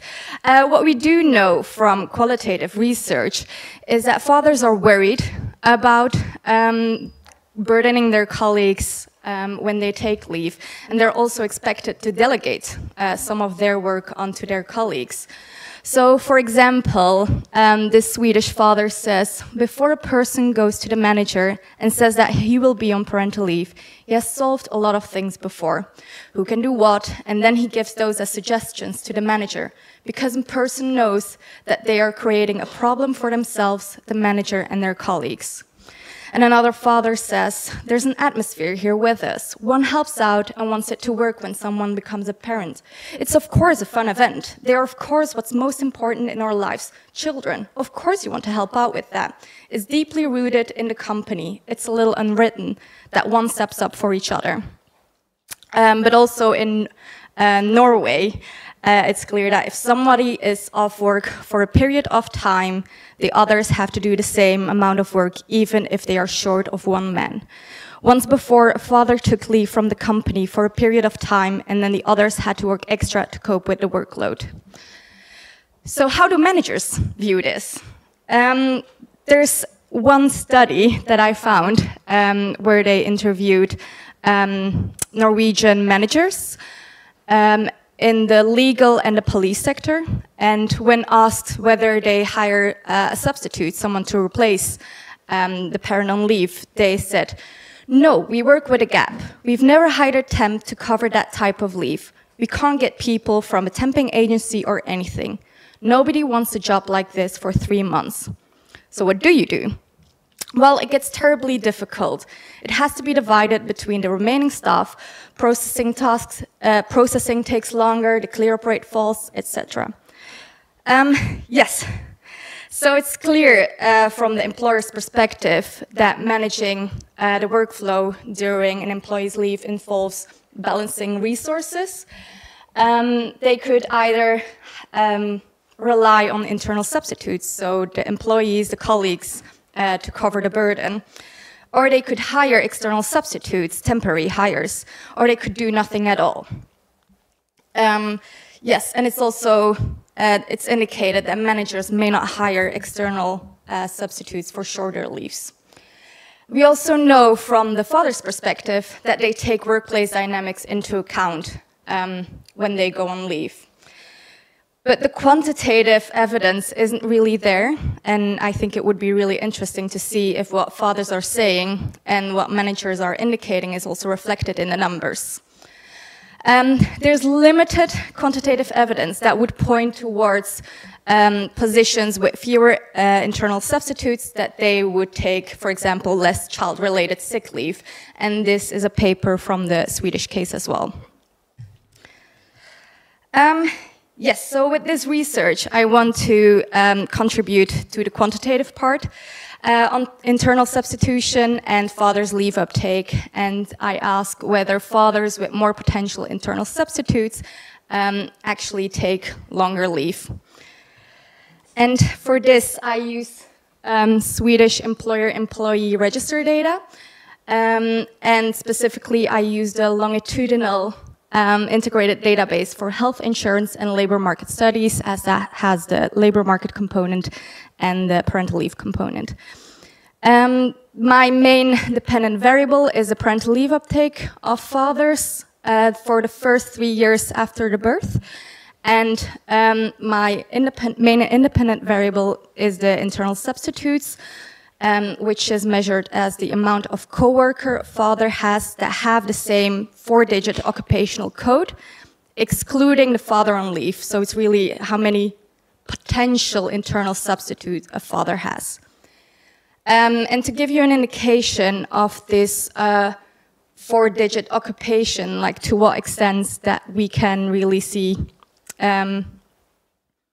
which same occupation they have. So we can see, for example, a manager from the financial sector or a manager from another sector. We can look at carpenters, nurses in a certain, like in the child care. So it goes deep.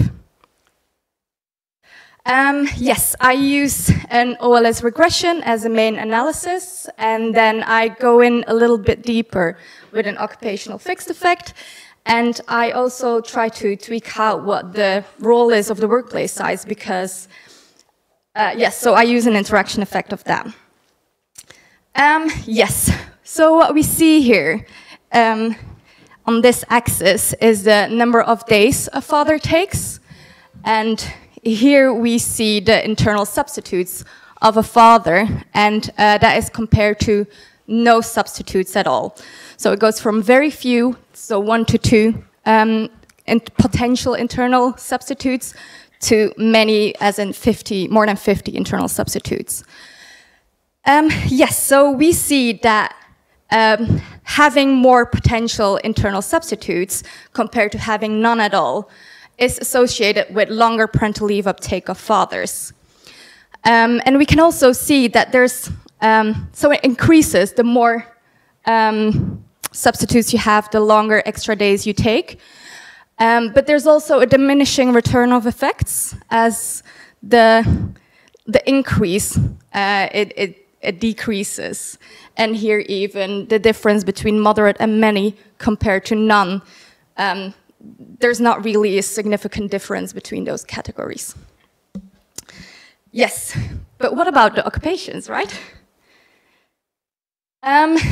So if we compare within occupations, so comparing carpenter to carpenter, then we can see that the pattern largely holds. However, when we look at having very few internal substitutes compared to having no substitutes at all, we can see that this effect is no longer significant. So it might be that that picked up on some job level specifications. Yes. Yes, and again, the diminishing effect of returns that we can see. Yeah. What about mothers? Because I've made the implicit assumption that for mothers in Sweden, it wouldn't really matter because they take such long leave. And also, it's already so well ingrained in society that the workplace accounts for it. And indeed, we can see, given the confidence intervals overlaps with the zero, we can see that it does not matter for mothers how many internal substitutes they have. And this is a fixed effect, an occupational fixed effect model again. I now turn back to the OLS and the interaction with workplace size. Yes.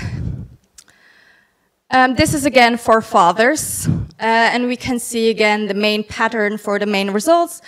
Those held with the very few, okay, yes, with the OLS in the beginning, that was an old figure where I didn't control for occupation. Fixed effect wasn't controlled for occupation due to the way the model is working.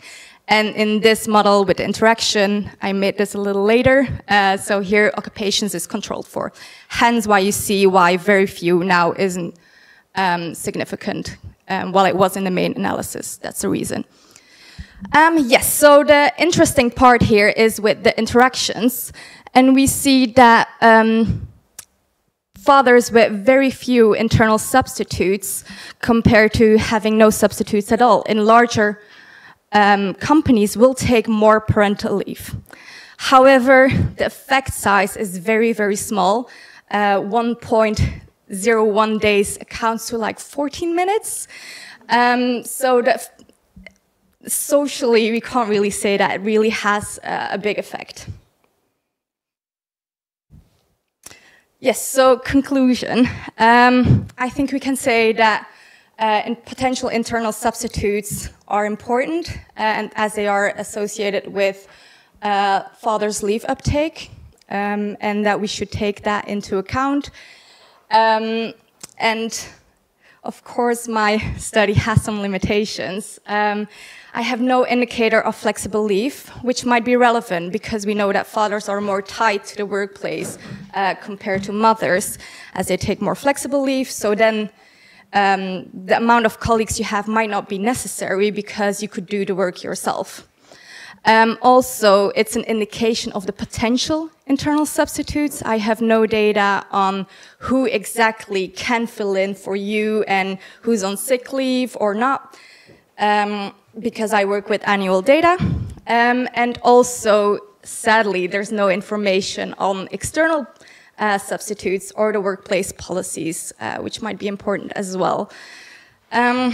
Yes, I think this paper showed that understanding how internal substitutes shape parental leave uptake is important, and employers can more effectively support fathers by ensuring that their absence can be managed without creating additional burdens on colleagues. And this could promote a more equitable distribution of family responsibilities, allowing fathers to take leave without feeling too constrained by workplace dynamics. So yes, thank you.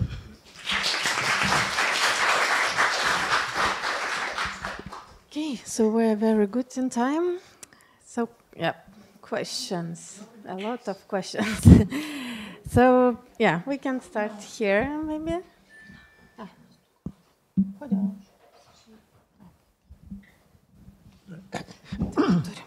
Well, given Sweden has had parental leave, I think, 40 years or something, are there guidelines, advice from government, employers, organisations, or whatever, about how best to manage parental leave, or is it essentially left to every individual employer to make up their own way of coping or not?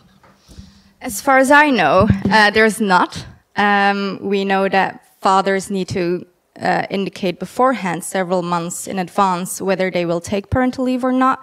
but it's not required from the employer to actively plan for it. No? More or less, I think the law says that you should plan in advance, and you should tell in advance if you are on leave. And I think that expectation is bigger or larger for fathers because, well, you can't see when someone has to go on leave. So probably, I mean, all the time the father's leave can be more flexible because of that. Thank you. It's really interesting to try and show this through your quantitative data. But I just wanted to check, is the indicator of a potential replacement or someone to pick up the leave, we don't actually know if managers plan that or tell those people to pick up that work. It's just you're saying there are other people of similar ability, capacity, occupational classification around. Yes. Who might do the work. Yes. I think that with the quantitative data, that's as close I can get. So that's where there's an interesting sort of comparison with your study and where's the paper we heard. Yeah, interesting, because it's sort of studying the same thing but in a different method. Yes, 2 questions. And okay, the last one. Thank you very much, Flora. Very interesting and very, of course, we all know that this is a crude indicator.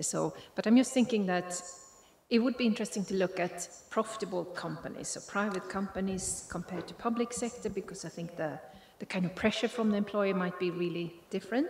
Mm-hmm. And also, I think you can really extend it by looking at different occupations, because it might be differently easy to substitute different occupations, right? Yes. And to cover up and so on. So that would make your study richer and really even more interesting, I think. Yeah, thank you. I looked into the occupation thing because we talked about it before. And for example, for nurses, where we wouldn't expect internal substitutes to have an effect because you would want to have an external replacement, right? And then I did not find any significant effect, but I didn't include those in the slides because I recently changed the internal substitutes from a continuous variable to a categorical one.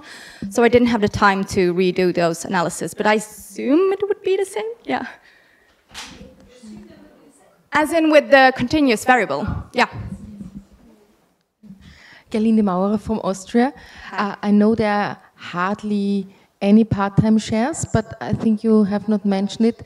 I ask that because in Austria, women without children working part-time are kind of hidden substitute workforce, and it's not a study, but it's empirical knowledge from colleagues, friends. And the second part is my empirical studies show that the recognition of fathers on leave and their function as a role model is very low if colleagues have to substitute their work. So there's a huge danger in this practice. And I had, for example, men on leave who said, yeah, my colleague had an accident, and so I substituted him for 4 months, and he did the same for me.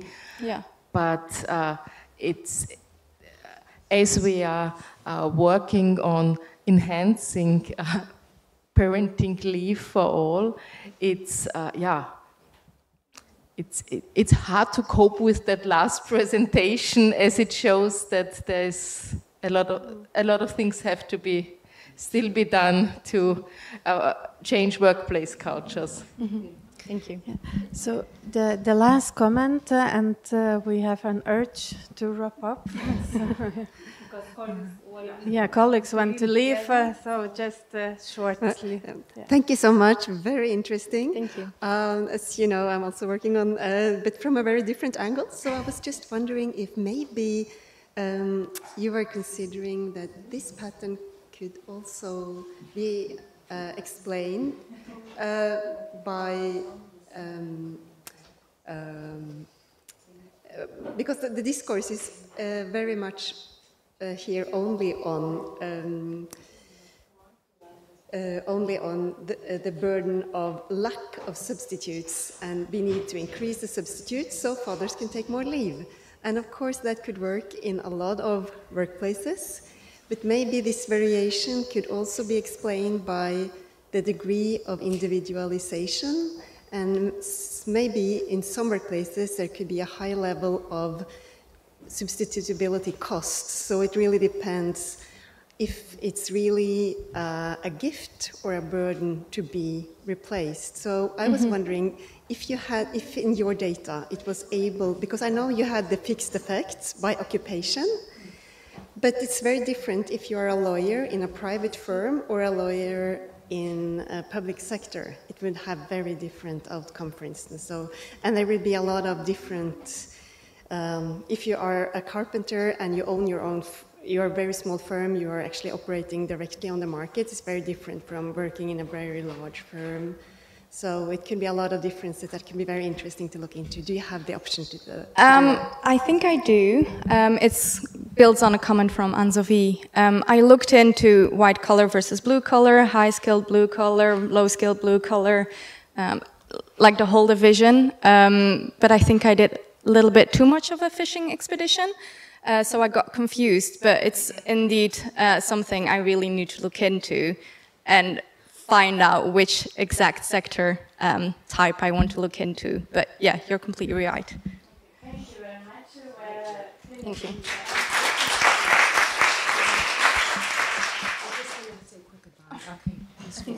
It's still on? Okay. It's still on. We just want to say a quick goodbye to, well, first of all, thank you to all of you for coming to this, what is it, the 26th annual seminar? 22nd. No, how many? 26 years. Yeah, and 22nd seminar. 27. No, second. 27. We don't know. Peter?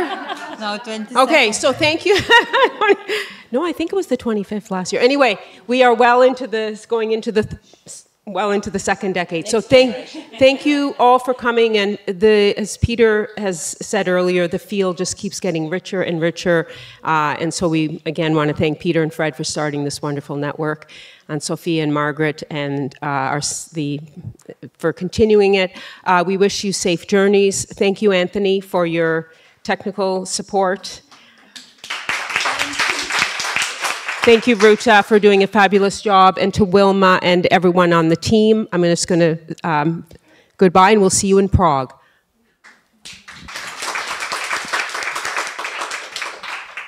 I thought I might sing. No, but I can't sing, so I'm not going to. But we could all sing. Oh, yes. Goodbye, farewell, auf Wiedersehen, adieu. You know, from Sound of Music. Anyway, it's been wonderful. I'm going a bit stir-crazy after 4 days. 5 days next year. 5 days. Middle day. And I just want to endorse what Andrea said. It's been a great network meeting and a great cost action meeting and a wonderful time in Vilnius, Lithuania. I'm trying to get the accent right. Oh. And brilliant to meet Ruta and your colleagues and your wonderful students who've really helped us out throughout the last few days. And of course our technical support as well. Thanks, Anthony. And I've got that charger there that I've got to give back to you. So, merci. Merci beaucoup. Merci beaucoup. Oh, au revoir. So thank you. Safe journeys home, and see you. And let's keep in touch on projects and articles and other collaborations. Bye-bye. Yeah. And Ruth will be asking you to send the PowerPoint soon.